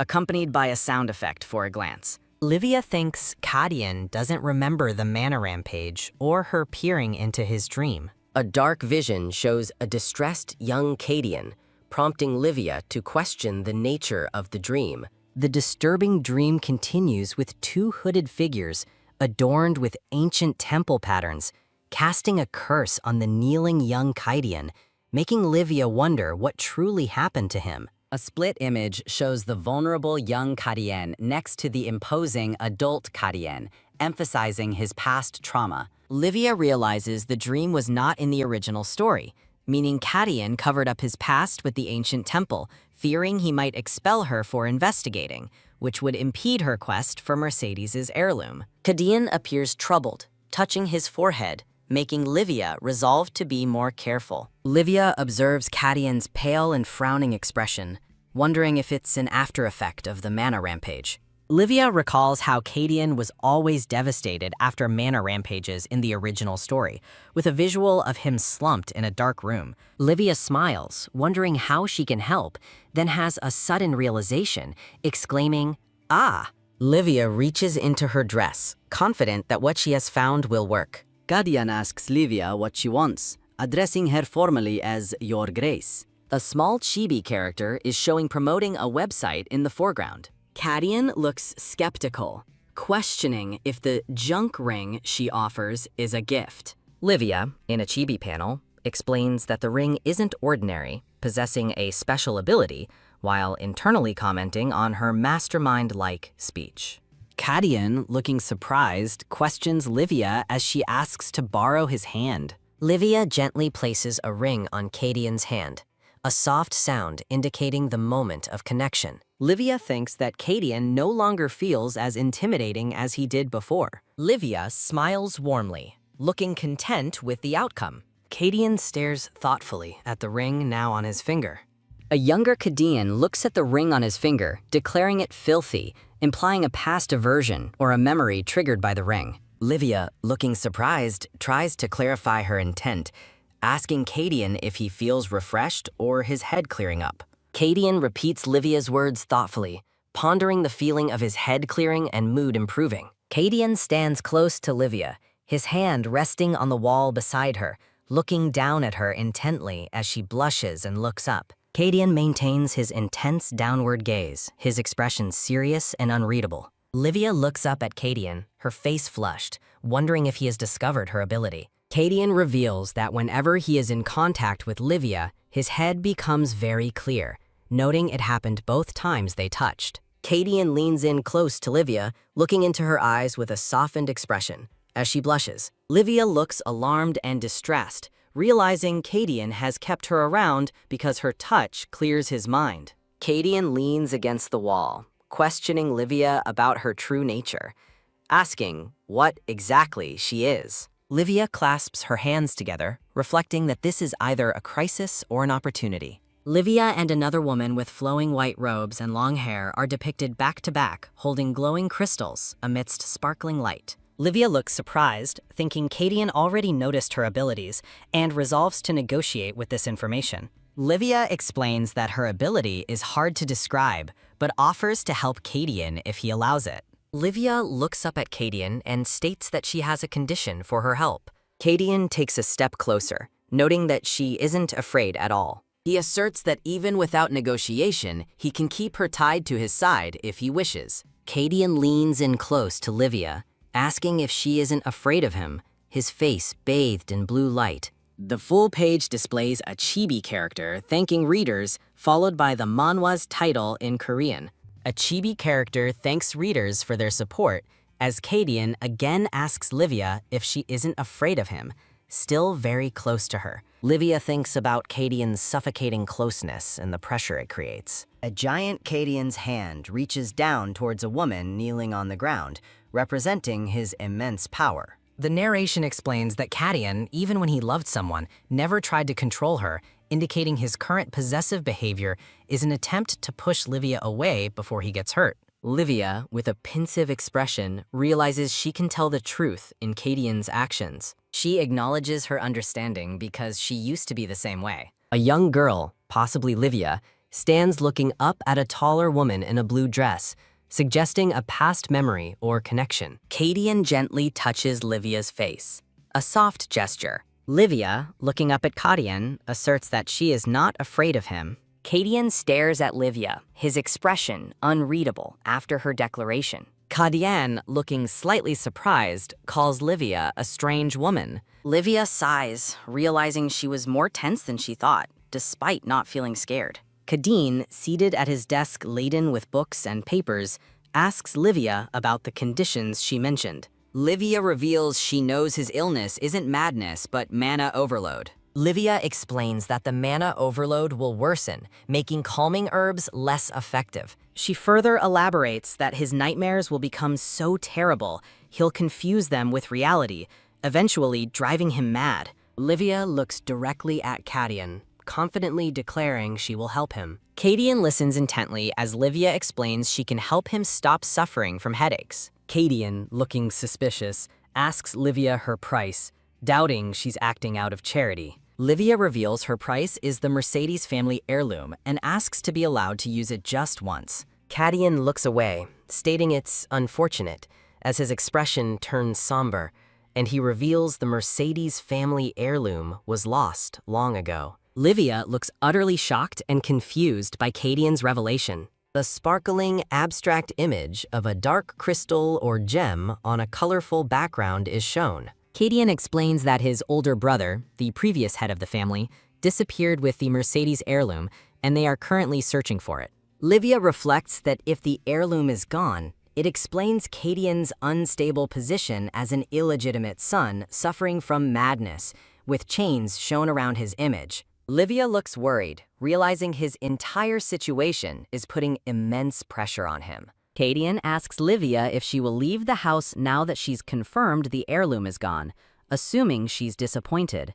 Cadian blinks in surprise as Livia asserts she will not leave. Livia explains that's not the only reason she's staying in the mansion. She states that now that she's on his side and watched over Vincent, she can't stand by and watch them walk towards their ruin, also noting it would allow her to trace the heirloom earlier. Livia stands tall, making a resolute decision. Cadian's eye twitches, reacting to Livia's words. Livia explains that her goal is to retrieve the heirloom as soon as possible, as it is currently being sought. Cadian, with a subtle look of determination, states he will recover it no matter what, and then Livia's hand is shown, placing a quill on paper. Cadian, with a slight smirk, states he will accept Livia's proposal. Livia beams, her eyes wide with delight, and thanks Cadian. Livia notices the time on the grandfather clock and decides she should take her leave. Cadian, with a thoughtful expression, tells her to call for him if she still has trouble sleeping at night. Livia smiles warmly at Cadian's offer. Livia bows deeply to Cadian, preparing to depart. Cadian leans towards Livia, demanding to know what exactly she is, as she looks up in surprise. Livia thinks to herself that this could be either a crisis or an opportunity, her hands clasped. A shimmering vision shows two women back to back, holding glowing orbs amidst a radiant, sparkling light. Livia realizes Cadian has already noticed her ability and plans to use this information for negotiation. Livia explains her ability is hard to describe, but offers to help Cadian if he allows her. Livia tells Cadian that she has a condition for her assistance, looking determined. Cadian takes a step closer, remarking that Livia shows no fear. He asserts that he can keep her tied to his side even without negotiation. Cadian leans in closely, asking Livia if she isn't afraid of him, his face illuminated with a blue glow. A chibi character thanks readers for their support, with the manhwa title displayed below.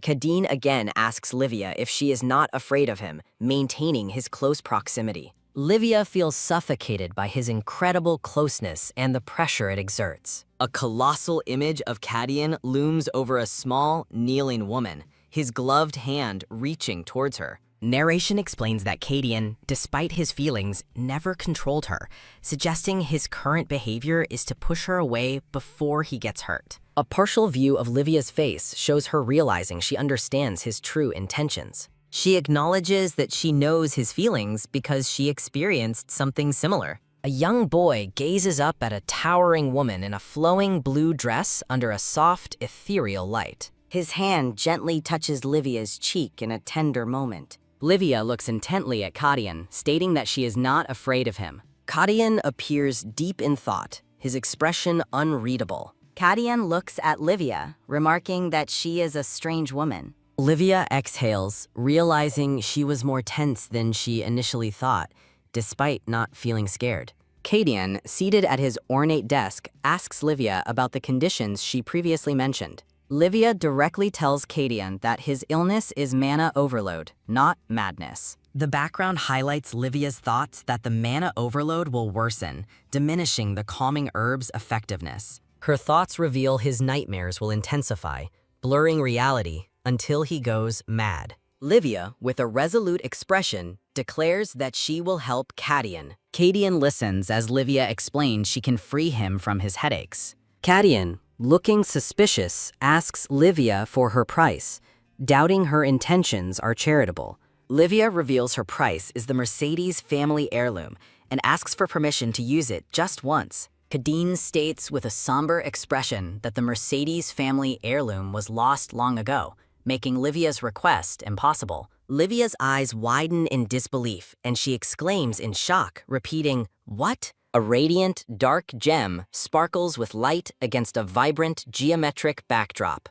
Cadian reveals his older brother, the previous head of the family, vanished with the heirloom, and they are actively searching for it. Livia reflects that this disappearance, combined with his illegitimacy and madness, makes Cadian's position as head unstable. Livia looks deeply concerned, realizing his entire situation places immense pressure on him. Cadian, assuming her disappointment, asks if Livia will now leave the house since the heirloom is gone. Cadian's eyes widen in surprise as Livia confidently replies, "Of course not."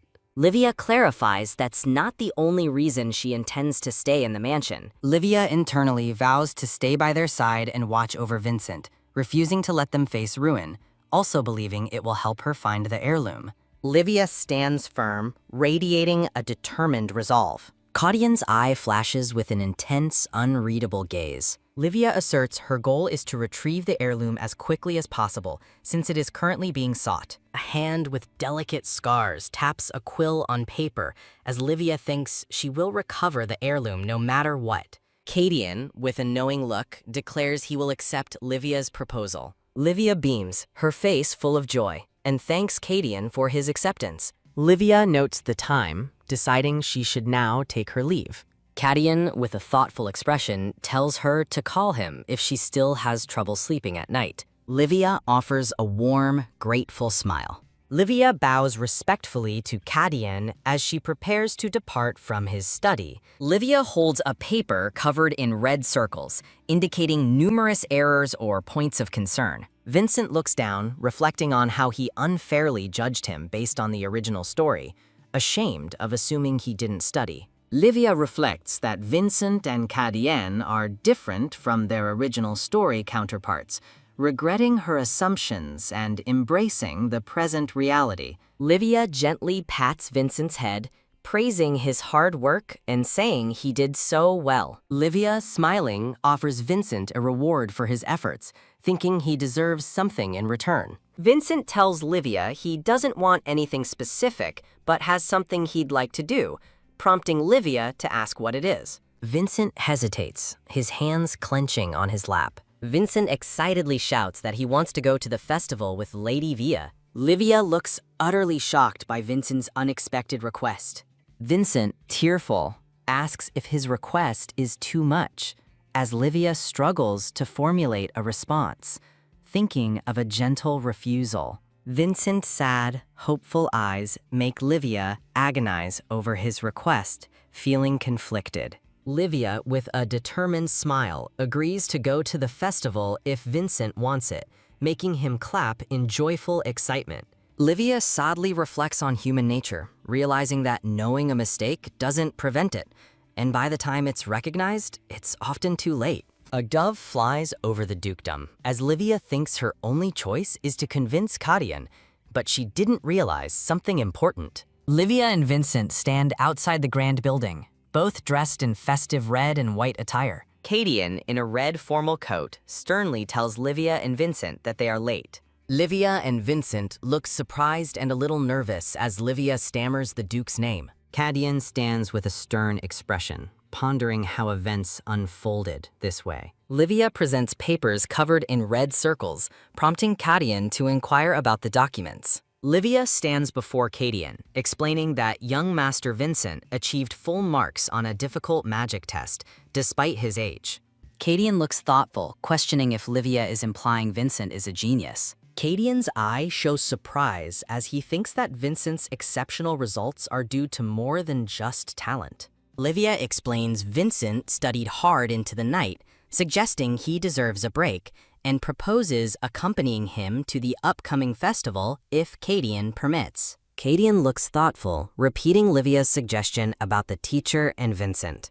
Livia beams with delight and gratitude as Kadian agrees to her proposal, asking, "Really?" Livia, holding her book, smiles happily, wondering if Kadian trusts her implicitly. Livia gazes thoughtfully out the window. Winston Gregory stands across from Kadian, who is engrossed in writing at his desk. Winston Gregory is surprised by Kadian's relaxed demeanor, attributing it to the teacher's positive influence. Winston Gregory, adjusting his formal attire, speaks to Kadian. Kadian, looking annoyed, asks why Winston Gregory keeps glancing at him if he has no business, prompting Winston Gregory to apologize for his rudeness. Winston Gregory addresses Kadian about Miss Livia Flintian, making Kadian pause his writing. Winston Gregory smiles, suggesting that Livia is a good person whom the young master is very fond of. Winston Gregory chuckles, admitting he feels a little jealous of how well the young master follows Miss Livia Flinton. Vincent looks towards Kadian with an unreadable, blank expression. Kadian addresses Winston Gregory, who responds with a crestfallen expression. Winston Gregory asks Kadian if he trusts Livia, reminding him she helped prevent the family from treason and remained loyal. Winston Gregory directly asks Kadian if he does not trust Miss Livia Flinton. Kadian stares ahead with a stoic expression and states he does not trust her. Kadian explains his distrust, revealing Livia was by his side after a magic outburst, and for the first time, he didn't experience his usual nightmares. Kadian explains that Livia walked away from the magic outburst completely unharmed. Kadian concludes that Livia is no ordinary tutor, given the unusual circumstances. Winston Gregory asks Kadian about his intentions for Livia, to which Kadian replies, "Who knows?" Kadian smirks, stating that only time will tell what he will do. A grand architectural building stands majestically beneath a bright blue sky. Livia stands in the study reflecting on returning there and how long it's been since she attended a festival, needing someone to ask for information. Livia considers that Chelsea is out, and Winston Gregory doesn't seem like the type to enjoy festivals. Kadian looms ominously, making Livia feel a chilling sense of dread. Livia smiles nervously, thinking it's better not to involve Kadian. Livia looks around the library, noting Raymond isn't there, and wondering if he stepped out, as she needs to find some material. Livia looks around the study, hoping to find something while waiting for Raymond to return, as she feels a sense of urgency. Her attention is drawn to something near the bookshelves, and she believes she has found what she was looking for. Livia stands in the vast Mercedes ducal library, contemplating the extensive documents related to temples. She recalls that the original story never mentioned ancient temples, yet the ritual used divine power, making her suspicious. A young Kadian, hunched in the snow, appears in a flashback as the narration reveals he lived on the streets before the Mercedes estate. A hooded figure states that if their ritual succeeds, they will control the puppet called Mercedes. Livia wonders if Kadian's nightmare is connected to this, feeling that too many things don't add up and suspecting a tie to his downfall. She gazes at the towering bookshelves, pondering how much she still doesn't know about Kadeen. Livia grabs a book, deciding to dig up the information herself. The grand estate is bathed in the twilight glow, as day transitions to night. A cloaked figure descends a dark staircase. The cloaked figure crouches, touching the floor. Livia sleeps peacefully, while the cloaked figure looks at her, wondering what she's doing there. The cloaked figure observes the books, focusing on Livia's studies. The cloaked figure notes that all the books are about temples, and wonders if Livia intends to become a priest. A close-up of the cloaked figure's eyes. The cloaked figure recalls Livia's significant role in exposing Anna Lever's crimes and how she caused Vincent to become deeply attached to her. The cloaked figure gently touches Livia's hair,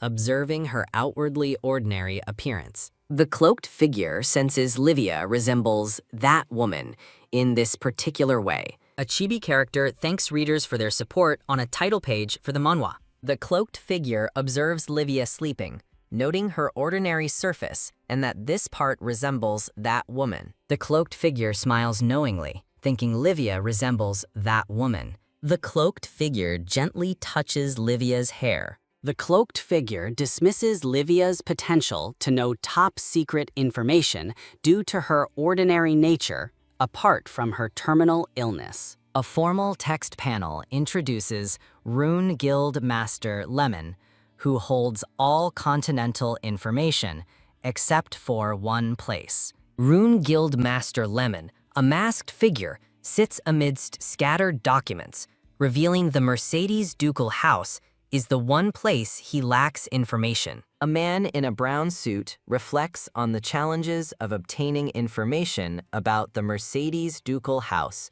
one of the empire's pillars. The man is depicted with his hands raised in surrender, surrounded by swords, indicating he was discovered while infiltrating. The text explains he was allowed to stay in the ducal house as domestic staff, Sasa, on the condition of recovering the lost heirloom. Raymond is revealed, having disguised himself as Sasa using a color-changing magic tool. A hand holds a book. As the narration states, he was given a job, not just clemency, meaning he could be fired for neglecting his duties. Livia looks at Raymond, who chuckles softly. Raymond, with a knowing smirk, wonders why he should be wary of this suddenly appearing woman, startling Livia. Raymond looks thoughtful, having heard Livia even had contact with Eden Aquilium. Raymond considers whether he should investigate the Saintess's side further. Livia wakes up, rubbing her eye, wondering when she fell asleep and if Mr. Raymond is present. Raymond smiles, deciding to uncover the details little by little.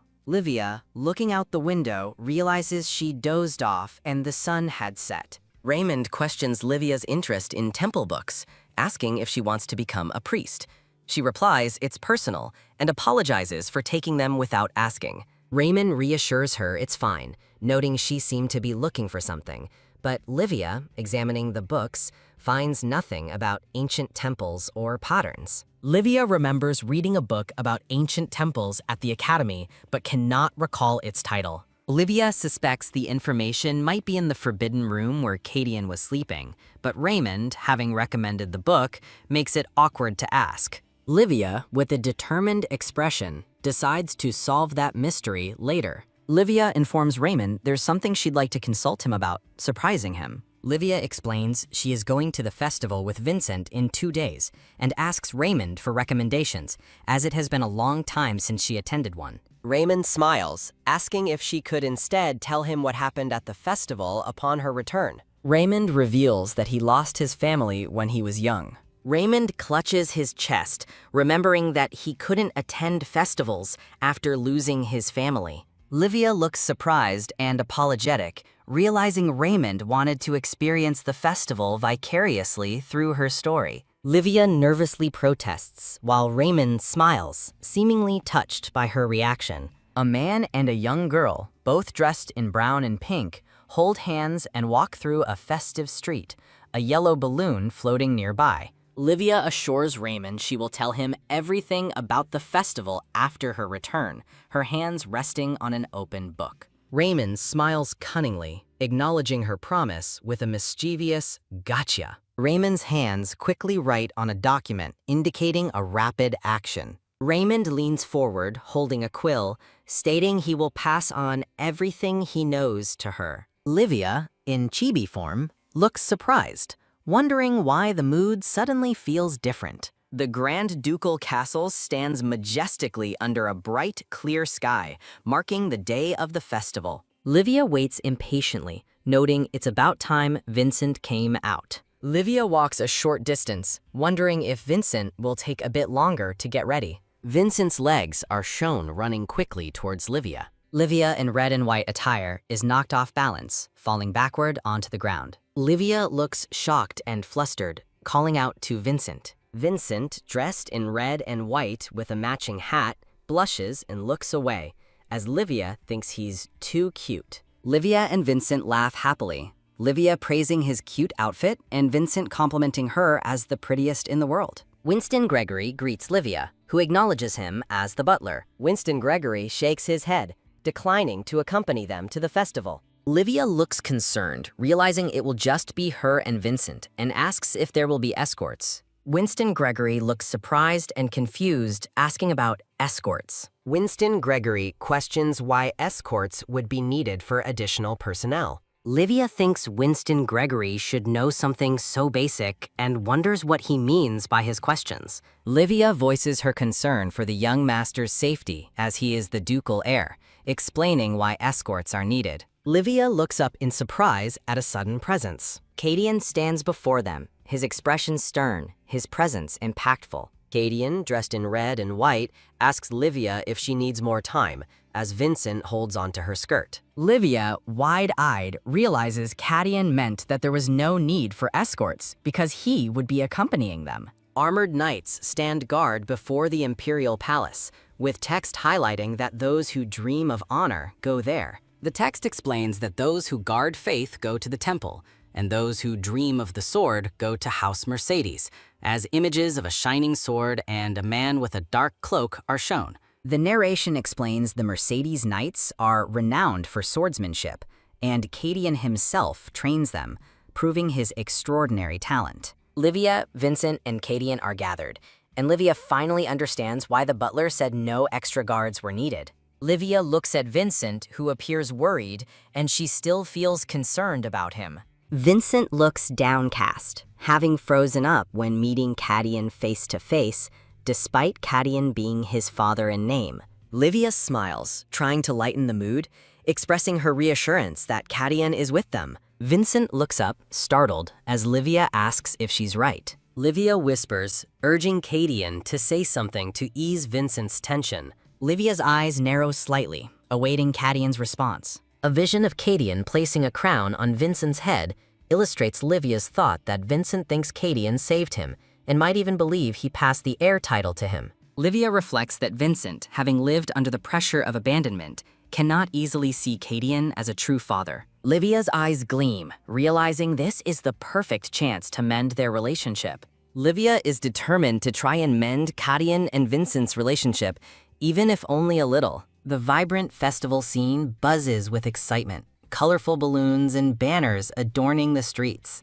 People enjoy the unexpectedly bright festival atmosphere, But then the scene darkens, hinting at a sudden change. Livia, Cadian, and Vincent stand before a shabby, dark building, with Livia exclaiming in dismay about its appearance. Livia, Cadian, and Vincent sit at a table. Livia bewildered and asking why Raymond swore this was the best restaurant in the capital. A close-up shows a bowl of soup, the only item on the menu, as Livia notes the lack of customers and that it's too late to try another place. Raymond winks slyly, a chibi Livia looking confused, as Livia suspects he tricked them with a surprise event. Livia smiles, warning Vincent to be careful because the soup is hot. Livia catches herself, realizing she almost spoke casually to Vincent and needs to maintain formality with Cadian present.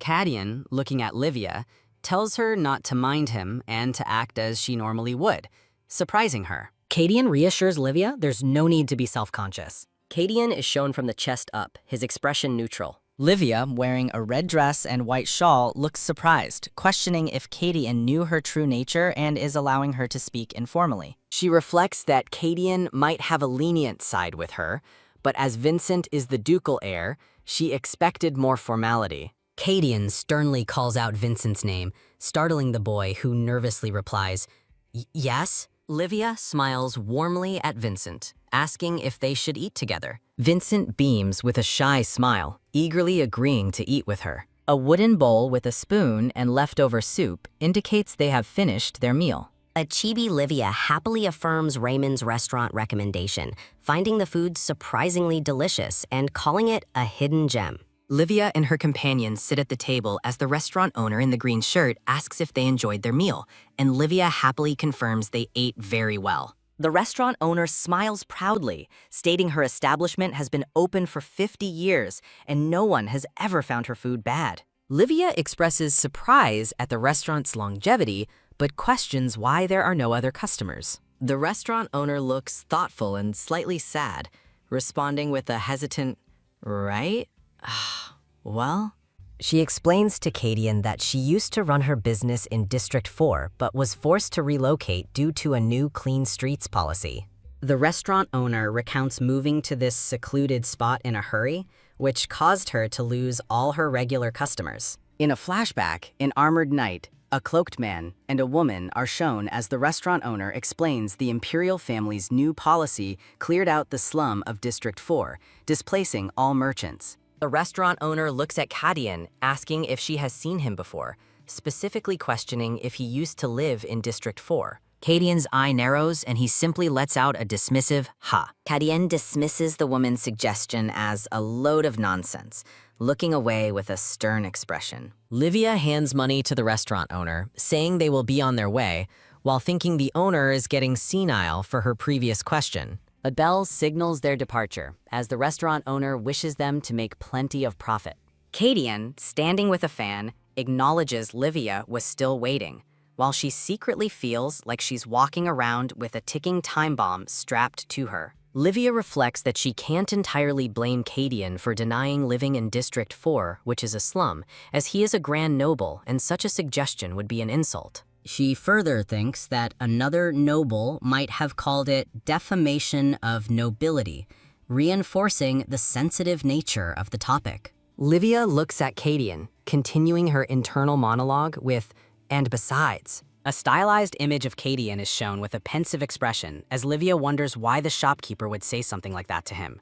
Cadian, with his arms crossed, tells Livia she's about to burn a hole through his face, prompting her to apologize for being lost in thought. Livia, with Vincent by her side, asks where they should go next and if Vincent has anywhere he'd like to visit. Vincent beams with joy, his eyes closed in a happy smile. Livia, laughing and crying with joy, finds Vincent incredibly cute, thinking she'd love anywhere as long as she's with him. Livia then turns to Cadian, wide-eyed and surprised, asking if he has anywhere he'd like to go. Cadian looks pensive, and Livia asks him, "Nowhere in particular?" A close-up shows Cadian's face with a thoughtful expression. Cadian's hand is shown, and a thought bubble indicates he thinks anywhere is fine. Livia looks utterly shocked and exclaims, "What the?" as purple energy pulses around Cadian. The scene shows a distant building as Livia, from afar, expresses disbelief, wondering what Cadian is saying, then decides that wherever they go, he's not allowed to complain later. This image contains suggested series and recruitment information for the manhwa. The festival streets are lively with banners and confetti, as Livia reflects that Raymond's map was full of insider information, even if his restaurant recommendation was questionable. Cheerful music fills the streets, with musicians playing a stringed instrument and a drum. People dance and smile in the bright festival atmosphere, adorned with colorful confetti and flowers. Livia blushes and smiles, noting that Cadian and Vincent seem to have properly melted into the festive atmosphere. A gift shop shine is visible as Livia asks to buy some gifts, reflecting that she bought small gifts for everyone at the mansion at the end of the festival. Vincent happily exclaims, "Wah!" and promises to treasure his gift for the rest of his life, showing off a necklace. Cadian holds a small, ornate blue box and asks if the items inside are cufflinks. Livia beams, answering yes, while thinking her body automatically becomes polite around him and wondering what he's thinking. Livia, with a flushed cheek, thinks to herself that she has no idea what Cadian is thinking, and also that cufflinks are a hassle to put on alone. Livia playfully chides Cadian for being picky, offering to wear the cufflinks in a different way. Livia leans in close to Cadian, who looks down at her. Livia's brown boots and Cadian's black shoes stand close together, with sparkling effects around them. Livia's hand is shown pinning a small jeweled accessory onto her white shawl, asking Cadian what he thinks of it. Livia smiles up at Cadian, asking if this way isn't a hassle, referring to the cufflinks now pinned on her shawl. Cadian looks down thoughtfully at the cufflinks on Livia's shawl, his expression unreadable. Livia smiles, reflecting that while Cadian is still a mystery, she is truly glad they came out together. Vincent praises Livia's new accessory, to which she thanks him, inwardly wondering how different he is from Cadian. Livia, Vincent, and Cadian walk together as Cadian, with a slight smile, tells them, "Let's go." The three are depicted walking hand in hand, all smiling, in a warm, family-like portrait. Livia, standing under darkening skies, looks concerned as she notices the changing weather. The sky darkens further over the buildings, and Livia thinks it looks like it's going to rain soon. Cadian suggests they head back, and Livia agrees, lamenting that it's a shame but can't be helped.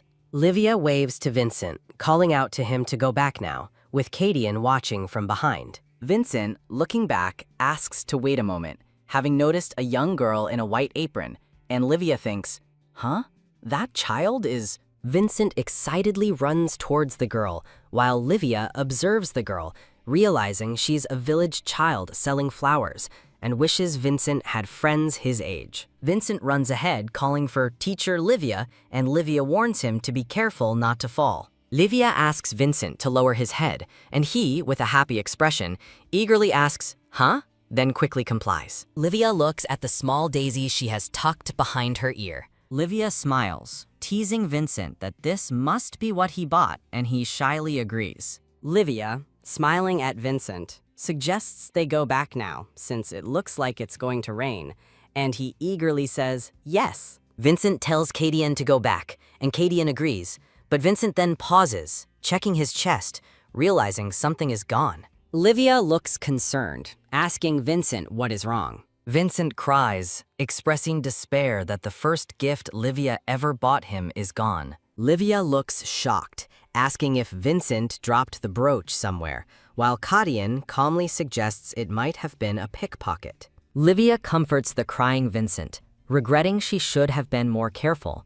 Cadian and Livia's feet are shown walking on the cobblestone street. Cadian calls out Vincent's name as the boy looks up, still tearful. Cadian tells Vincent that crying won't solve anything, and asks if he intends to give up just like this. Vincent looks up with a determined expression, internalizing Cadian's words that doing nothing means having no will to get it back. Cadian smiles, pleased with Vincent's changed expression. Cadian, with Livia by his side, confidently states that the kind of people who would do such a thing are quite obvious. Cadian looks at Vincent, who is being held by Livia, and tells him he's still young, offering to help him this time, surprising Livia. Cadian's feet step forward, and he instructs them to follow him. Livia, holding Vincent, looks surprised, reflecting on Cadian's unexpected emotional offer to help, given his usual coldness towards Vincent. Livia continues to ponder, noting Cadian's mysterious behavior. Livia looks down the alley, thinking about Cadian, a nobleman far removed from such a place, and wonders how he knows the way there. A grim old building stands under a dark sky, implying they have arrived at their destination. A young girl, Mia, holding a basket of flowers, timidly peeks out from a doorway. A man, sitting on a wooden box, calls out to Mia. The man welcomes Mia, then menacingly asks if she has the protection money. Mia, looking distressed, lowers her head. A close-up shows various items, including a white pouch. As a voice notes, she's gathered quite a bit. The man with a grin asks if she stole a kid's wallet too, then adds she's not in a position to be picky,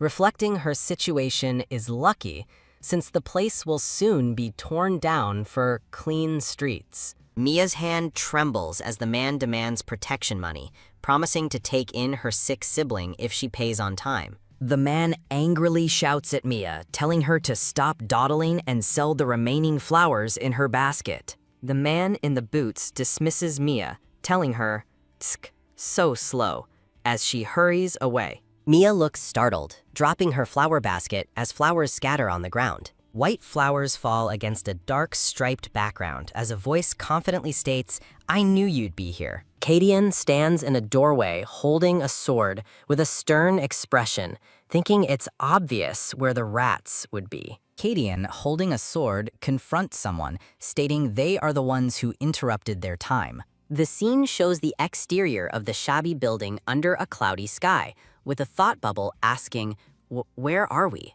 Cadian informs Livia and Vincent that they are in the Fox's Den, which is a hideout for those who think they are kings, and Livia realizes it's a den of thieves, with Cadian telling her to stay close behind him. Cadian, Livia, and Vincent walk into the building, with Livia and Vincent saying yes. Livia holds Vincent close, reflecting that not a single one of the thugs could lay a finger on them. Cadian stands confidently, thinking that no one could lay a finger on them, with glowing purple patterns behind him. The chapter title, "The Time-Limited Maid is Disguised as a Devil," is displayed with a Chapter 21 marker. Cadian, in a purple coat, and Vincent, in a white and red jacket, react with a surprised look as the maid in the apron points a finger, exclaiming, "Hey, you're the one from before," to an unseen person, expressing that this is still terrifying. The man in the dark suit points a knife at the maid in the apron, accusing her of being an intruder and demanding to know who she is.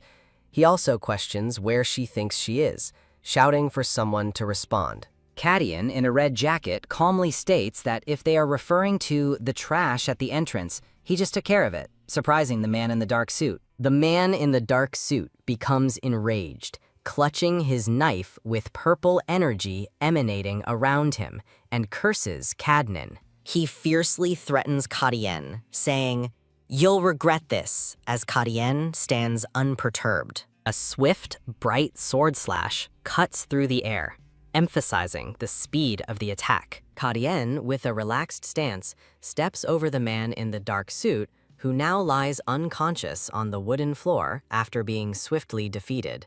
With a stern gaze and purple glowing eyes, Cadian coldly commands the defeated man to get lost. The man on the floor, in a thought bubble, acknowledges Cadian's incredible skill, impressed by his ability to take down such a large person in a single blow. Livia, in her dark dress, is amazed by Cadian's combat prowess. Vincent then asks Livia to excuse him for a moment, surprising her. Cadian stands composed as Livia looks on, while Vincent runs towards the maid in the apron, who stands amidst scattered belongings. The maid in the apron looks terrified and surprised as Vincent approaches her, making Livia wonder about his intentions. Vincent extends his hand towards the surprised maid, demanding his treasure back from her. Livia is astonished, realizing that Vincent is initiating a conversation with a child he has never met before. Vincent energetically runs toward the maid, who stands stunned, and Livia deduces that the child must have taken Vincent's brooch, indicated by a grasping sound. Vincent and the maid in the apron stand facing each other with sparkling light surrounding them as they exchange something. A hand, presumably the maid's, receives an item from the boy's hand with a distinct sound. Livia looks alarmed as she sees Vincent and cries out his name. Vincent's eyes are wide and red, reflecting a look of surprise and slight distress. The maid in the apron and Vincent run away, with the maid calling out, "Wait, hold on." Vincent pulls back a part of the wall, revealing a hidden passageway, startling Livia, who questions its existence. Livia, looking shocked, calls out Vincent's name once more. As Vincent pulls back a ragged cloth, Livia's eye widens and she notes the musty, stale smell of a neglected space, discovering the maid and another young boy hiding within, making her wonder if they are living there. The maid weeps, calling the hidden space pathetic, while Livia ponders the identity of the additional small child in the background. Livia questions if the maid resorted to pickpocketing because of the child.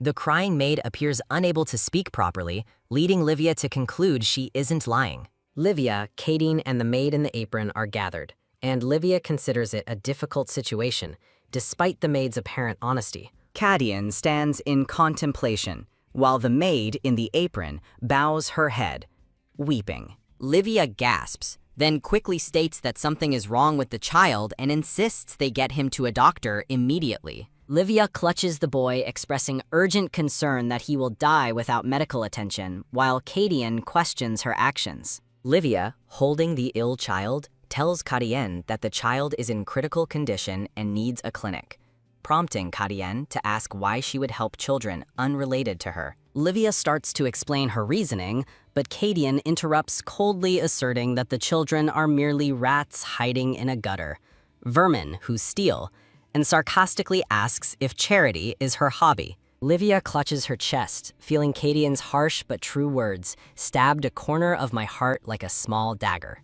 Livia reflects on her own past memories of loneliness and pain, which is why she feels unable to abandon the child. She passionately declares that it's only natural for an adult to help a child, and she is determined to assist him. Kadeen's shoes walk past, as he dismissively calls Livia hopelessly reckless teacher. Livia looks surprised as Kadeen, holding the maid in the apron, turns to her, and Livia questions, "Your Grace?" while Kadeen questions what she is doing. Kadeen, with a serious expression, states that he knows a clinic and suggests they go there. Kadeen carries the small boy over his shoulder, walking away. The small boy and the maid in the apron rest in beds as the narration reveals that Vincent made his first friends, with the maid also going to an orphanage under Mercedes's care. Livia notes that Vincent, despite his fear of people, is not scared of these two children and is glad she convinced Kadeen, hoping time with peers will help Vincent before returning to the academy. Livia smiles, commenting that recovery will take time, as the maid in the apron bows gratefully and Vincent waves. Livia expresses relief that the two children can stay together, surrounded by a sparkling aura. The maid in the apron smiles broadly with closed eyes, radiating happiness amidst sparkling pink flowers. Livia sighs, declaring everything settled, and admits her exhaustion, wishing to go inside and rest. Her eye widens in surprise as she questions, and "huh?" when it suddenly begins to rain outside. Kadeen, Livia, and Vincent stand caught in the unexpected downpour, leaving Livia to wonder about the sudden rain. Kadeen embraces Vincent, offering comfort as they stand close together. Livia is surprised to learn there's only one room left, and Kadeen, holding Vincent, says he did his best. Kadeen carries Vincent past Livia, who observes that the room is bigger than she initially thought. Kadeen gently tucks the sleeping Vincent into bed, while Livia stands nearby, holding a towel, as Kadeen tells His Highness to rest. Livia turns to leave, startled as Kadeen asks her where she's going, and she replies that she was planning to sleep in the carriage. Livia thinks she would never share a room with Kadeen, despite being fine with Vincent. Livia smiles nervously as Kadian asks if she's uncomfortable with him, and she stammers a denial. Kadian leans in, asking if Livia is worried he might try something, while she looks up at him with wide eyes. Livia exclaims, looking flustered, that she's not worried about that at all. Kadian pauses, looking ahead with an unreadable expression. Livia asks Kadian why he's so sure of himself after he assumes she's worried, and he questions her speechlessness. Livia flusters, assuring Kadian she isn't uncomfortable, then demands if he's perfectly comfortable. Kadian smirks, stating that their arrangement is now settled. Livia looks surprised, uttering a soft, huh? Kadian tells Livia she will sleep in this room, while a chibi version of Livia sighs, realizing she walked right into his plan. Kadian lies down on a green sofa, stating he is fine with sleeping there. Livia questions Kadian, finding it strange that she, the teacher, would take the bed while her boss sleeps on the sofa. Kadian, lying down with his eyes closed, simply tells Livia to go on. Livia smiles, deciding to say goodnight, reflecting that she can't figure Kadian out. Livia stands in a doorway under a moonlit, rainy sky, feeling bad, wondering if Kadian's offer was his way of showing consideration. Livia sits on a bed next to Vincent, who is fast asleep, noting he must be exhausted and completely knocked out. Livia thinks Vincent is cute and lovable, even when he's sleeping. Livia tucks Vincent into bed, deciding to get some good sleep herself now that things have come to this. Livia lies next to Vincent, smiling, thinking she might as well get a good night's sleep.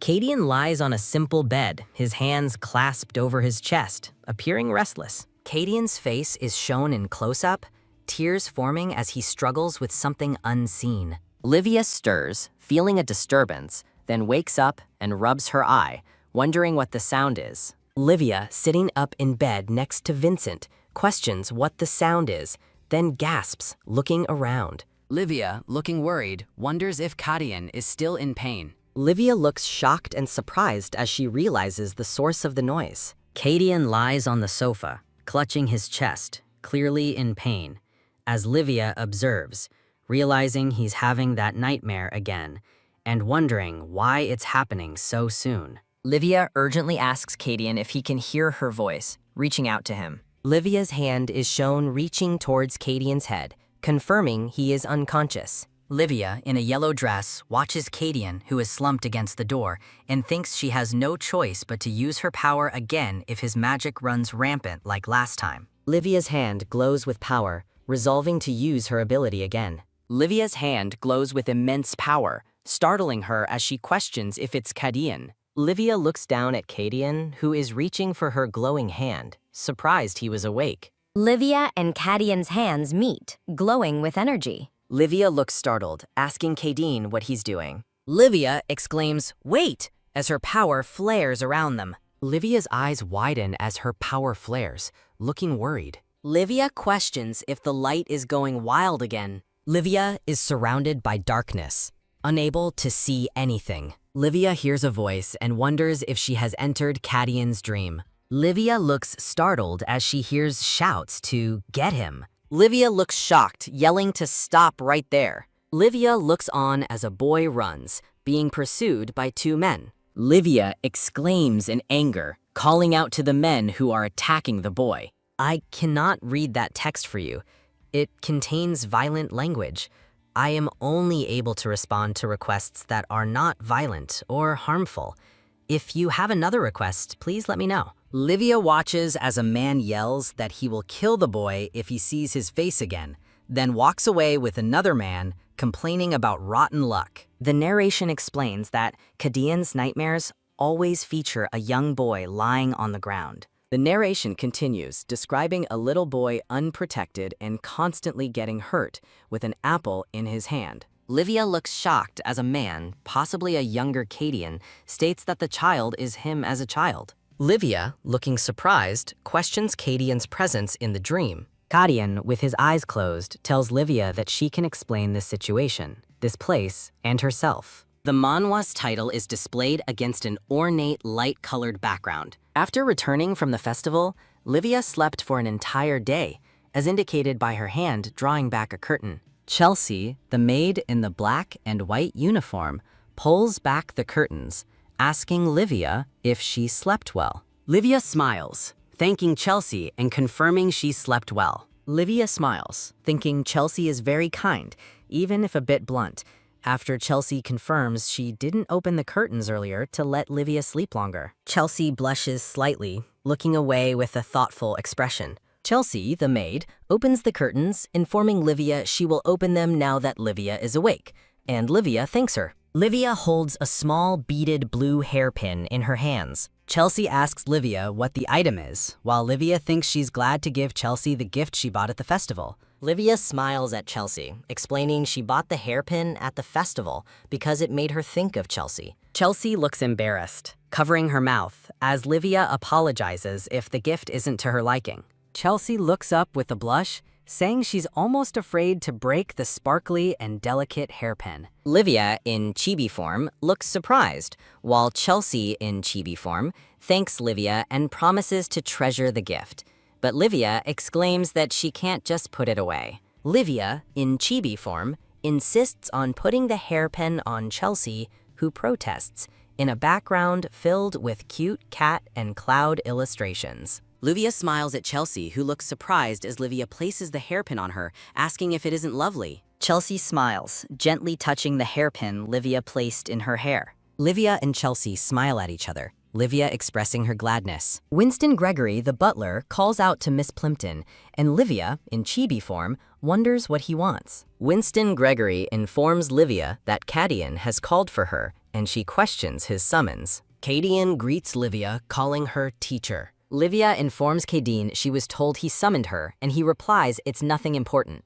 Cadian's gloved hand presents a silver cross necklace, and Livia wonders what it is. Cadian tells Livia the item is an artifact. The narration explains that if infused with mana, the artifact becomes a magic sword, shown as a sparkling rapier against an ornate window. Livia, standing beside Cadian's desk, questions why he is giving her the artifact. Cadian looks away, telling Livia to throw it out if she doesn't want it. Livia's thoughts race, recognizing the artifact as incredibly expensive, worth more than a castle. Cadian asks Livia if he should throw it out himself, and she quickly protests, saying it's all right. Livia happily declares she will take the artifact, then inwardly regrets her eagerness. Cadian smirks, and Livia realizes he tricked her again. Livia thanks Cadian for the artifact, promising to put it to good use. Livia questions if Cadian's gesture was his way of showing he cares, her eye wide with thought. Livia exits the study,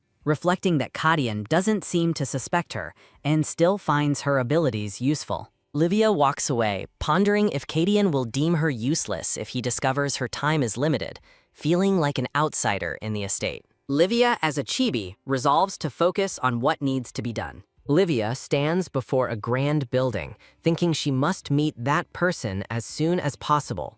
A smiling man, Lemon, welcomes Livia, holding a book in his hand. Lemon, with a subtle smirk, asks Livia what book she is looking for today. Livia looks determined, touching her chest. Livia's feet, clad in pink shoes, are shown walking, as she thinks to herself. Livia looks at Lemon, recognizing him as the master of the Rune Guild. Livia observes Lemon's surprised expression, realizing she never thought she'd uncover his identity so quickly, but thanks the original novel for the information. The narration mentions a scene in the original novel where Lemon, the guildmaster, dropped a particular key, which is then shown. The man in the green suit asks what the key is for, as he stands next to a woman in a light green dress. The man in the green suit smiles, stating their priority is to get out of here first. Livia connects the key to the Duke Mercedes library, realizing it's an access pass. Livia, standing with the man in the golden outfit,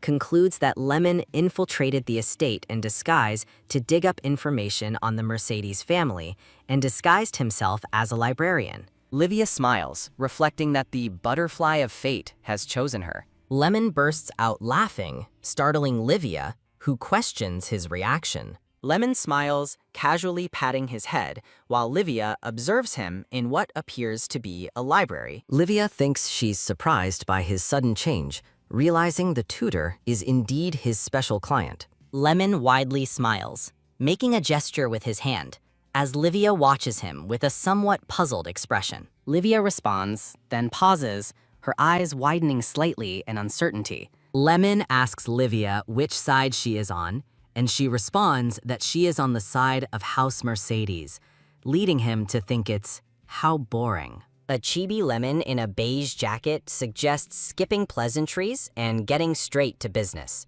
A chibi Livia looks confused, repeating, business, in a thought bubble. The man in the suit asks Livia what she wants from his guild, as her pink shoes stand near his. He then questions if she desires money, information, assassination, or perhaps revenge, his expression shifting to a serious one. Lemon reassures her that his guild can accomplish anything, and she only needs to state her request. Livia clutches her skirt with a quiet crunch, preparing to state her conditions. Livia confidently declares that she wants the master of the Rune Guild, Lemon, himself. The image displays a page with recruitment information for Korean translators, proofreaders, and editors for the manhwa. Livia, with a determined expression, reiterates that she needs the master of the Rune Guild, Lemon. Lemon lets out a soft "ha," then asks, "Me?"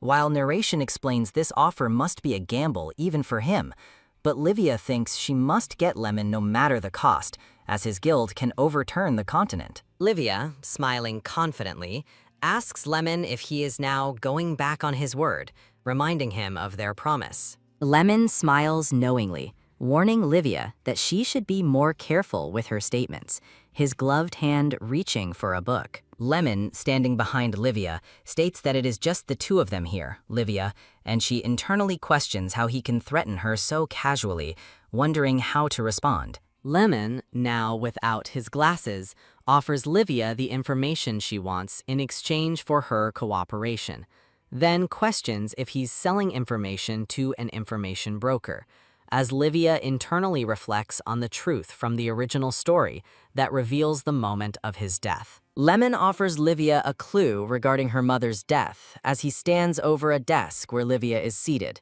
Lemon's eyes widen in surprise as he demands to know how she could have known that. Livia smiles confidently, stating she knows even more and can provide information he could never find on his own. A decorative text panel appears, stating that at this point, Lemon has yet to gather all the clues about the culprit. A map overlaid with documents, notes, and red strings connecting various points illustrates the ongoing investigation. Another decorative text panel informs that in the original story, Lemon died because he got too close to this truth, as a disembodied hand reaches out from below. A text panel explains that the original story had too many plot holes, leaving the killer's identity unknown. Livia smiles, thinking that with the clue she has, she might be able to change his future, then asks if he will cooperate. Livia sincerely asks Lemon to cooperate with her for both their sakes, and he, looking thoughtful, asks what she wants, as Livia internally thinks he took the bait. Lemon questions the ancient temple, and Livia clarifies that she wants information on it to uncover Cadian's lost past and the people connected to the ancient temple she saw in her dream, as a robed figure is shown. Livia raises a finger, stating she has one more request. Livia, pointing her finger, asks Lemon to find a specific book for her. She explains to Lemon that she read the book at the Imperial Academy Library, but cannot recall its title. Lemon looks thoughtful, then smiles, remarking that it's a book request for a librarian. He confirms his understanding, and Livia smiles, reassuring him that she will handle her requests, while he agrees to fulfill them. Lemon then asks Livia to tell him about her clue, warning her not to plan on keeping her mouth shut, while a chibi Livia looks flustered, denying she would. Livia questions if Lemon's mother was a priestess, with a flashback showing two women in white robes. The narration explains that Lemon's mother was an attendant priestess who served the previous saintess. A small window shows a cross on the floor, and the narration reveals she vanished one day, only for her body to be found in a nearby river years later, surrounded by many onlookers. Lemon, standing over a body, is told he was the first to discover her, but no one ever knew the exact cause of death. The narration continues, describing how strangely soft her body was, then shows Lemon's wet, troubled face. A thought bubble reveals she seemed as if she could get up at any moment. Lemon questions if Livia knows that when someone is killed by holy power, A body in a white robe lies on a coffin, and a thought bubble reveals that their body doesn't decay. Lemon's eye is shown in close-up as he explains that holy power acts as a sort of preservative. Livia looks shocked, and Lemon confirms her mother was indeed killed by holy power, stating that this is his first clue. Livia smiles, ready to provide more information. Lemon acknowledges her words silently, a thoughtful expression on his face. He stands silently, his expression unreadable as he accepts the revelation. Livia heads to leave, thinking he seems to accept her terms, and this should go smoothly. But Lemon calls out to her, asking if she's not going to tell the Duke about her illness. A discussion begins about the clean streets policy, a measure one speaker was firmly against. The man in gold explains he argued passionately against the policy, eventually convincing His Majesty to grant relocation time and funds to the citizens, which someone finds surprising. The narrative highlights the significant age gap between the man born of a concubine and the Empress's second prince. Crown Prince Hysterion is visually presented as his ascension to the throne is almost guaranteed. Just before the policy was revised, His Majesty was poisoned with akaban, an event that seems to trouble the man in the white suit. The man with the distinctive purple eye stares blankly, lost in thought. The man in the dark uniform is directly asked if he suspects the temple. He expresses uncertainty about directly accusing the temple, but hints at further concerns.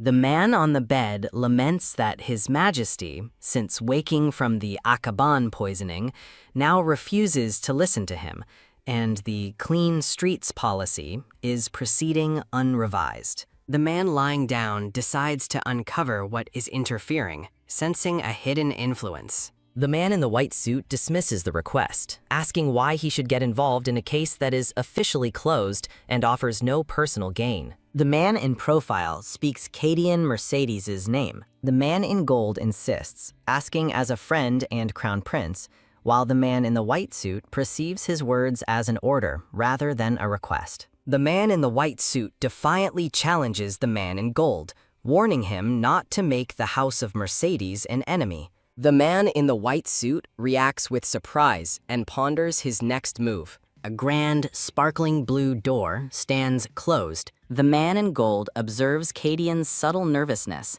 especially when Livia Plimpton's name comes up, as Cadian casually straightens his posture, trying to hide his trembling pupils. The man in gold quickly stands, realizing that Livia Plimpton might be the key to persuading Cadian. A click sounds as the doorknob is turned, and the man in gold observes a surprised Livia. Livia remains speechless, her expression conveying shock. Livia, startled, apologizes and explains she didn't know Cadian had a guest, having worried he might have been suffering another mana rampage. Livia realizes the man's golden hair and green eyes are imperial trademarks, then shockingly recognizes him as Crown Prince Hysterion, the original story's male lead. Livia's mind races, exclaiming, "Hysterion?" Livia stands awkwardly in a room with Cadian and Hysterion. Hysterion offers a smooth apology, while Cadian, looking vexed, internally acknowledges Hysterion's unexpected discovery. Livia wonders why Hysterion, the story's male lead, is present. Hysterion turns his charming smile to Livia, inquiring about her identity. Livia, clutching her dress, decides to be polite to avoid making a bad impression. Livia formally introduces herself as Livia Plimpton, the tutor, and greets the Crown Prince. Hysterion, intrigued, wonders why Livia Plimpton's name sounds familiar and if they have met before. Livia is confused by Hysterion's question, while Cadian interjects, reminding Hysterion of his tight schedule. Hysterion smiles knowingly, pondering his next move amidst a starry background. Hysterion looks at Livia, expecting a swift and favorable response from her on some matter, leaving her puzzled. Cadian bids Hysterion safe travels, who responds with a hearty laugh. Hysterion addresses Livia as Teacher Livia Plinkton, and she acknowledges him. Livia watches Hysterion walk away, realizing that was his true nature. Livia is concerned, realizing Hysterion is Celestina's man and Cadion's rival in love, but senses there's more to their history. The narrator explains that Hysterion and Cadion's connection in the original story extended far back in time. A young Hysterion sits on the ground with a stick, seemingly practicing sword fighting, while others watch. A younger Cadian, victorious in a duel, asks to be excused, while a young Hysterion, initially at odds with Cadian, thinks of him as a punk. After the duel, concerned voices urge a doctor to be fetched for Hysterion. Another young man rages that Cadian dared touch the prince, while Hysterion internally reflects on Cadion's arrogance and how it leads to him being surrounded by enemies. Hysterion defied his elders to appoint Cadian as a duke, and their relationship blossomed into a strong bond. Adult Hysterion and Cadian stand close, reflecting their established bond. Hysterion and Cadion's closeness continued until a woman in a light blue dress appeared. The female lead, Celestina, appeared with a serene smile, marking a turning point. Their relationship ended dramatically, with Cadian betraying Hysterion, plotting rebellion, and ultimately facing his downfall. Livia thinks to herself that the sudden shift in their relationship is truly strange. Livia observes Cadian, musing on how he and Hysterion, once childhood friends, became instant enemies. Cadian impatiently tells Livia to come in, and she nervously complies. Cadian asks Livia what brings her here, as she, walking with a soft thump-thump sound, responds that it's about something important. Cadian's arm rests on his leg, as he mentions Winston reported about an upcoming 200th anniversary banquet at the Imperial Academy this morning. Livia stands before Cadian, explaining she convinced Vincent to attend the Imperial Academy's banquet and, as his tutor, believes she is qualified to attend as his guardian, despite parents usually being required. Livia smiles, confidently stating that she and Vincent will have a great time together at the event. Cadian looks pensive, and Livia internally wonders why he isn't responding or if he dislikes the idea. Livia, looking worried, questions if Cadian is still in pain, then gasps, realizing he is clenching his hand while slumped on the sofa. Cadian, looking thoughtful, states that a parent is required to accompany students, and asks if it would be strange for Vincent to be the only one without a parent, making Livia realize Cadian is being considerate. Livia looks surprised and smiles, thinking Cadian can be surprisingly thoughtful, then asks if they should go with Mr. Winston. Cadian emphatically says no, looking annoyed, with a quiet thump-thump sound. Livia, surprised, asks if not Winston, then what about the librarian, Mr. Lemon? But Cadian immediately rejects the idea, stating absolutely not. Livia looks confused and slightly annoyed, wondering why he keeps rejecting everyone. Cadian looks away, deep in thought, as Livia expresses her frustration, thinking, I really don't get it. Cadian closes his eyes with a faint ha sound, contemplating the situation. Livia, standing at a desk, looks surprised as Cadian states that Vincent's guardian isn't her, but him, causing her to exclaim, Your Grace, in shock. Cadian watches Livia from his desk, surrounded by a bright, glowing effect. Cadian, looking displeased, states he has no choice if the teacher insists, while Livia, in a thought bubble, expresses disbelief, thinking, How is this happening? I really didn't expect this. Narration explains the Academy is an uncomfortable place for Cadian, where he suffered mana overloads, discrimination, and bullying due to his low birth, showing him as a young student with a pained expression. A thought bubble emphasizes that if Cadian goes with Vincent, Vincent might be able to overcome his fear, even just a little. Livia happily thanks Cadian profusely, bowing deeply, which startles him. Livia, beaming, thinks this might be a chance for Vincent to start overcoming his social anxiety. Livia, excited, tells Cadian she must tell Vincent the wonderful news right away, then boldly declares he will accompany them. Cadian's ear is shown twitching slightly, indicating his reaction to Livia's declaration. Dark trees stand against a starry night sky, signifying the passage of time. The next day, at the library, Livia stands looking shocked, calling out, "Lemon?" Raymond, wearing a dark cloak over a blue and black outfit, sits casually, greeting Livia and noting her presence, while a small thought bubble from him mentions he may not look it but is quite busy. Raymond invites Livia inside, stating it's perfect timing as he just made some progress on his studies in the library. Raymond, adjusting his cloak with a quiet rustle, asks if Livia is implying that traces of the ancient temple are being erased, and she confirms it. Raymond looks concerned, stating that scholars, mages, priests, and even ordinary commoners. Raymond continues, explaining that anyone connected to or who mentioned the ancient temple has vanished without a trace, and their families don't know where they went.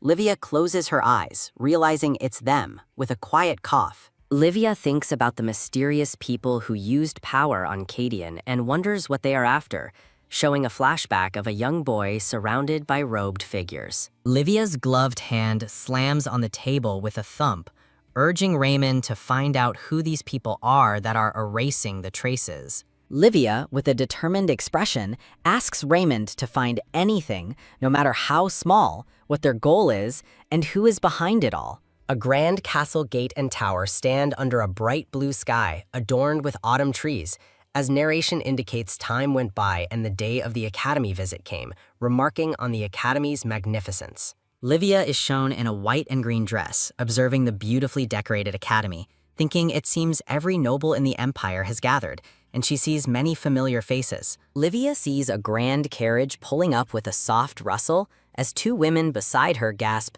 "Oh?" in surprise. Livia thinks the carriage is incredibly opulent and wonders which family it belongs to. Livia, with wide eyes, recognizes the sigil on the carriage. A polished black shoe is shown with a quiet clink, confirming the sigil's identity. Livia then sees the Duke of Mercedes, looking regal in a dark blue suit, and a young boy with purple eyes looks up at him. Livia is captivated by Kaidine's beauty, thinking, "My goodness, how can he be so beautiful?" A child in a gray school uniform walks past the carriage, described as "how adorable," as Livia wonders if this child is the young master. Livia thinks about the woman she has never seen before, with a soft clink. Livia looks at Cadian, noticing he is wearing the cufflinks she gave him, smiling softly. Two women gossip about Livia, wondering whose daughter she is, thinking she must not be active in high society, and asking if there are nobles they don't know. Livia overhears the women gossiping about her being the Duke's lover or secret wife, thinking, "I can hear every word." Livia smiles confidently, used to the gossip, remembering she was often the subject of rumors back when she was at the Academy, as a man in a white suit with purple eyes smiles faintly. Livia looks nervous, thinking she's just as anxious about the Academy as Vincent, after lecturing him so sternly. Vincent looks shocked and slightly scared, clutching his chest with a soft thump as he sees a man. Vincent asks Livia if she is all right, and Livia, in chibi form, replies she is fine and it's nothing. Livia mentally tells herself to get a grip, as she has an enormous amount to do today. The Academy's clock tower stands tall under a clear sky, indicating there is still plenty of time before the conference. Livia, Vincent, and Cadian walk, with Livia reflecting on her happiness to be back at her old school after so long, and mentioning an upcoming audience. Vincent happily declares he's fine with anything as long as he's with Livia, prompting Cadian to indifferently tell them to do as they wish, as the trio walks away. Livia excitedly exclaims that the dormitory building hasn't changed a bit, while Vincent asks if she used to live in the dorms. Livia smiles, recalling that the dining hall food was good and how she used to wake up early for breakfast and class. Livia expresses surprise and nostalgia upon finding a familiar bench still there. Livia, smiling, invites Vincent to sit on the bench as Cadian stands nearby, looking on. Vincent's feet slide into place as he sits down on the bench. Vincent admits he is still very anxious despite Livia's good memories of the Academy, as he looks downcast. Livia, with a pensive expression, acknowledges that not all her memories of the Academy were good. Livia reflects that even though it was a little lonely, she genuinely enjoyed learning and studying new things. Her feet, clad in light blue shoes, are shown as she recalls how others mocked her looks or her family. Livia vividly remembers a malicious act by Anna Lever in the restroom, then expresses relief that only her book's cover got a little wet. Livia, Vincent, and another woman sit on a bench, enjoying the sunny academy grounds decorated with festive banners. Livia, smiling, tells Cadian and Vincent that spending time with friends always helped her clear her head. A grand view of the Academy building is shown as Livia thinks Vincent, like her, might also come to hold good memories of the place. Livia, smiling, asks Vincent for his thoughts, but Cadian remains unreadable. Vincent and Cadian sit on a bench, with Vincent looking visibly distressed. A boy looks distressed, hesitating, as a voice insists, "I'm telling you, I saw him." Livia and Vincent are sitting when another student points and shouts about that lowborn who's pretending to be a Mercedes. Livia looks shocked, realizing the group of students are around Vincent's age. The student points out that lowborn to his father, who recognizes the child, while a close-up shows a hand clenching in distress. Livia, looking worried, asks Vincent if he is all right, wondering if he is having an attack again. The boy who tormented Vincent taunts him, calling him a coward for hiding behind a woman and threatening to pour milk on his head. Livia reacts with shock, realizing this is the brat who tormented Vincent, while Cadian looks on with displeasure. The boy's father, Count Drake, stands with his arms crossed, appearing unfazed by his son's insults as Livia questions Cadian's silence. Livia, looking alarmed, urges Cadian to say something. Cadian stares ahead with a stern, unreadable expression. The boy asks his father when Vincent will be kicked out, complaining that his father promised he would be the young master of Mercedes, while Livia looks perplexed, wondering what this situation is. Cadian approaches Count Drake and his son, asking what the nonsense is and reminding him of his son's threat to pour milk, then observes the boy and wonders if he has silver hair and purple eyes. Cadian's foot steps forward, emphasizing his resolute approach.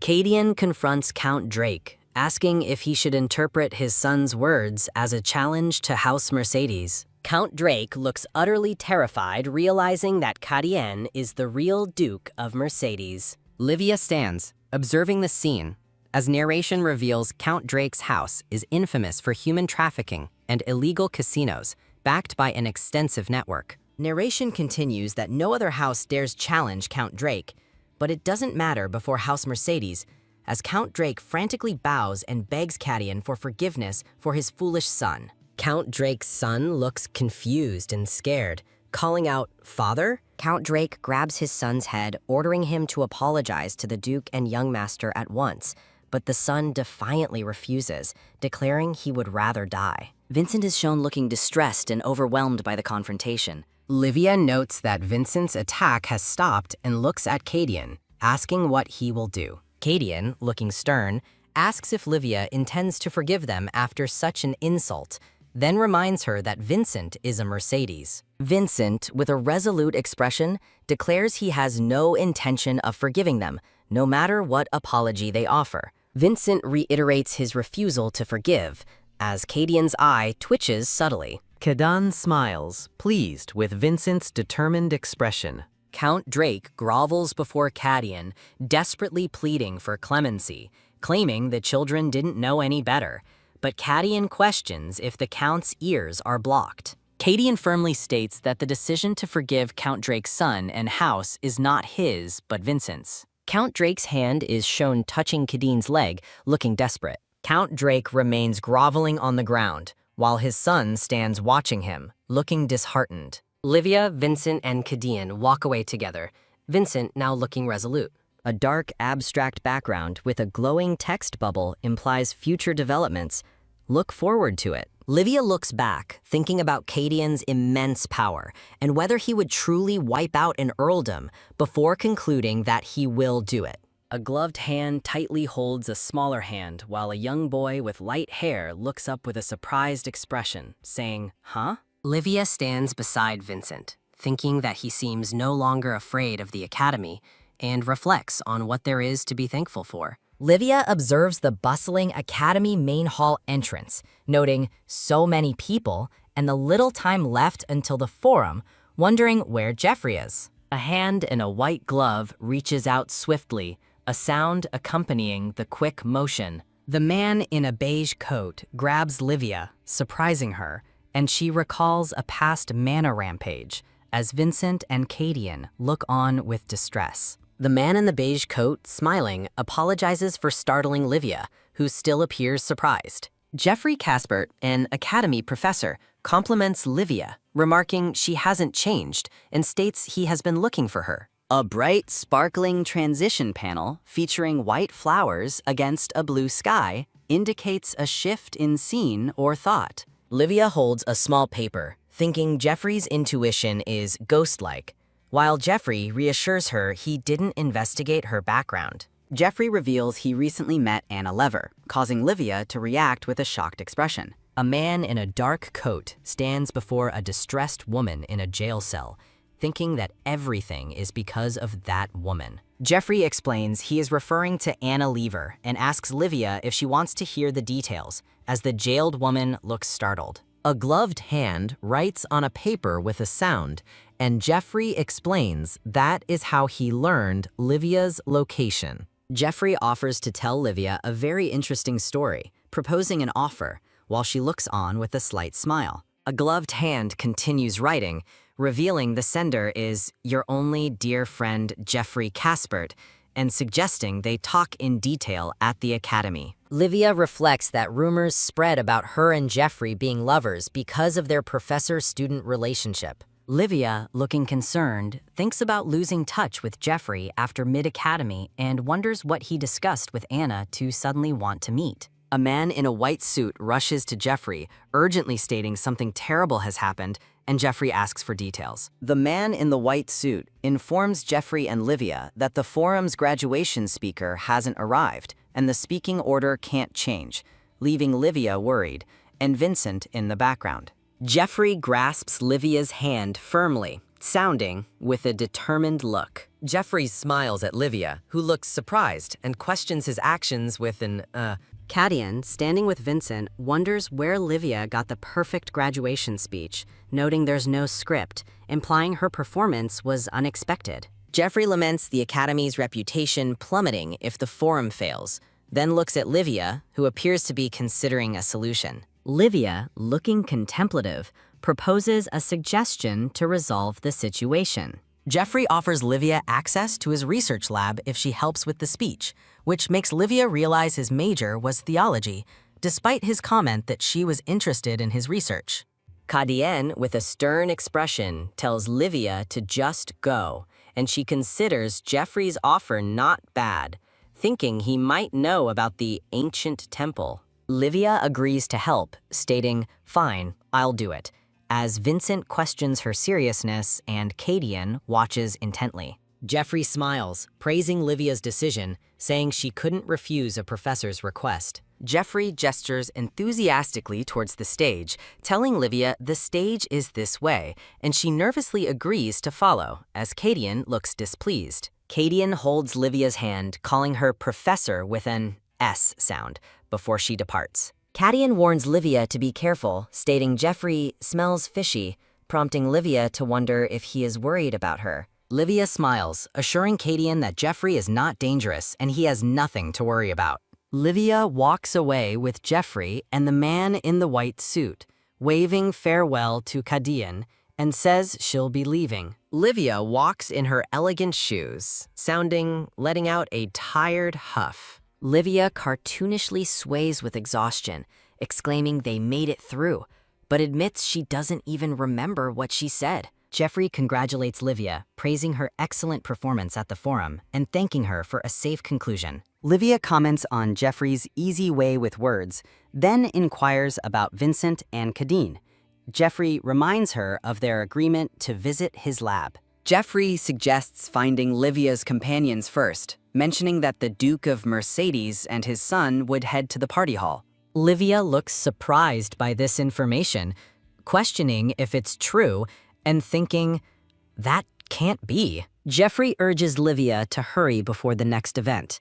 Livia feels something is off, but trusts Jeffrey has no reason to lie. Livia ponders what could happen inside the academy as she walks with Jeffrey, sounding, resolving to get information from him. Jeffrey and Livia walk through an autumnal path, and Livia is surprised to learn about a cabin hidden behind the school. A rustic cabin or house stands amidst trees with orange and yellow leaves, a sound echoing.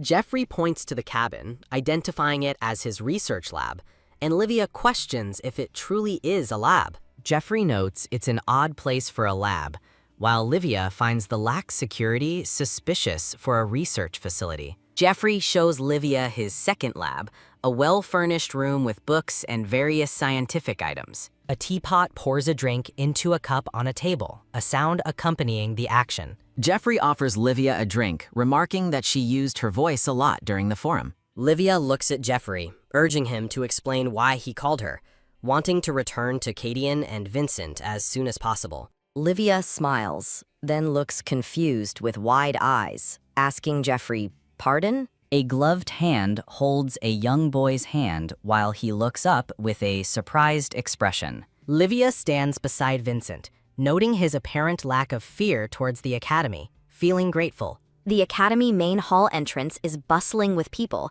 making Livia realize how little time remains before the forum, and wonder about Jeffrey. A gloved hand swiftly reaches out. A man in a beige coat grabs Livia, startling her as she recalls a past mana rampage while Vincent and Cadian look on in distress. The man in the beige coat smiles and apologizes for startling Livia, who still appears surprised by his sudden grasp. Jeffrey Caspert, an academy professor, compliments Livia, remarking she hasn't changed and stating he has been looking for her. A sparkling panel with white flowers against a blue sky indicates a transition in thought or scene. Livia holds a small paper, internally remarking on Jeffrey's ghost-like intuition, while Jeffrey assures her he didn't investigate her background. Jeffrey reveals he recently met Anna Lever, causing Livia to react with a shocked expression. A man in a dark coat stands before a distressed woman in a jail cell, thinking that everything is because of that woman. Jeffrey explains he is referring to Anna Lever and asks Livia if she wants to hear the details, as the jailed woman looks startled.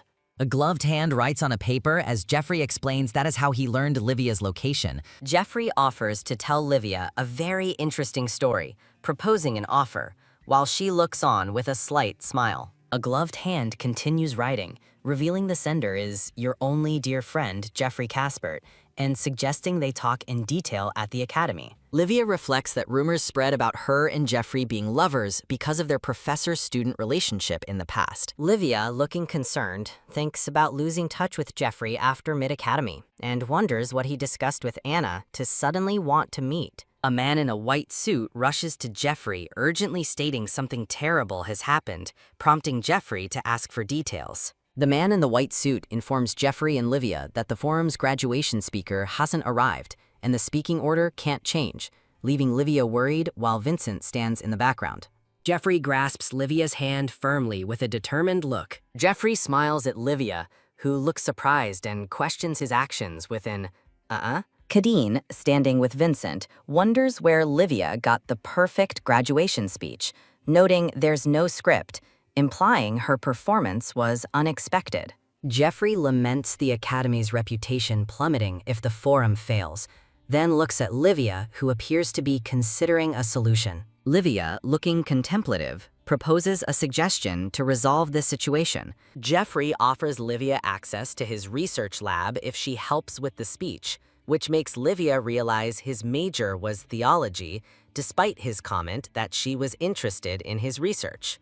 Cadian, with a stern expression, tells Livia to just go, and she considers Jeffrey's offer not bad, thinking he might know about the ancient temple. Livia agrees to help, stating, "Fine, I'll do it," as Vincent questions her seriousness, and Cadian watches intently. Jeffrey smiles, praising Livia's decision, saying she couldn't refuse a professor's request. Jeffrey gestures enthusiastically towards the stage, telling Livia the stage is this way, and she nervously agrees to follow, as Cadian looks displeased. Cadian holds Livia's hand, calling her professor before she departs. Kadian warns Livia to be careful, stating Jeffrey smells fishy, prompting Livia to wonder if he is worried about her. Livia smiles, assuring Kadian that Jeffrey is not dangerous and he has nothing to worry about.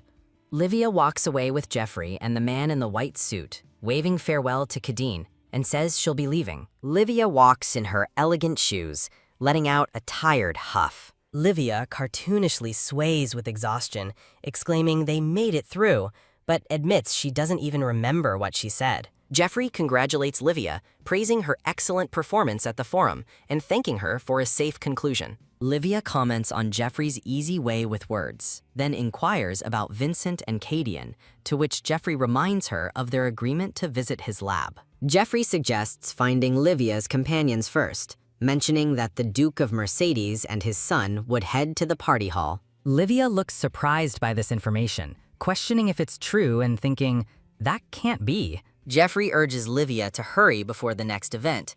Livia feels something is off, but trusts Jeffrey has no reason to lie. Livia ponders what could happen inside the academy as she walks with Jeffrey, resolving to get information from him. Jeffrey and Livia walk through an autumnal path, and Livia is surprised to learn about a cabin hidden behind the school. A rustic cabin or house stands amidst trees with orange and yellow leaves. Jeffrey points to the cabin, identifying it as his research lab, and Livia questions if it truly is a lab. Jeffrey notes it's an odd place for a lab, while Livia finds the lax security suspicious for a research facility. Jeffrey shows Livia his second lab, a well-furnished room with books and various scientific items. A teapot pours a drink into a cup on a table. Jeffrey offers Livia a drink, remarking that she used her voice a lot during the forum. Livia looks at Jeffrey, urging him to explain why he called her,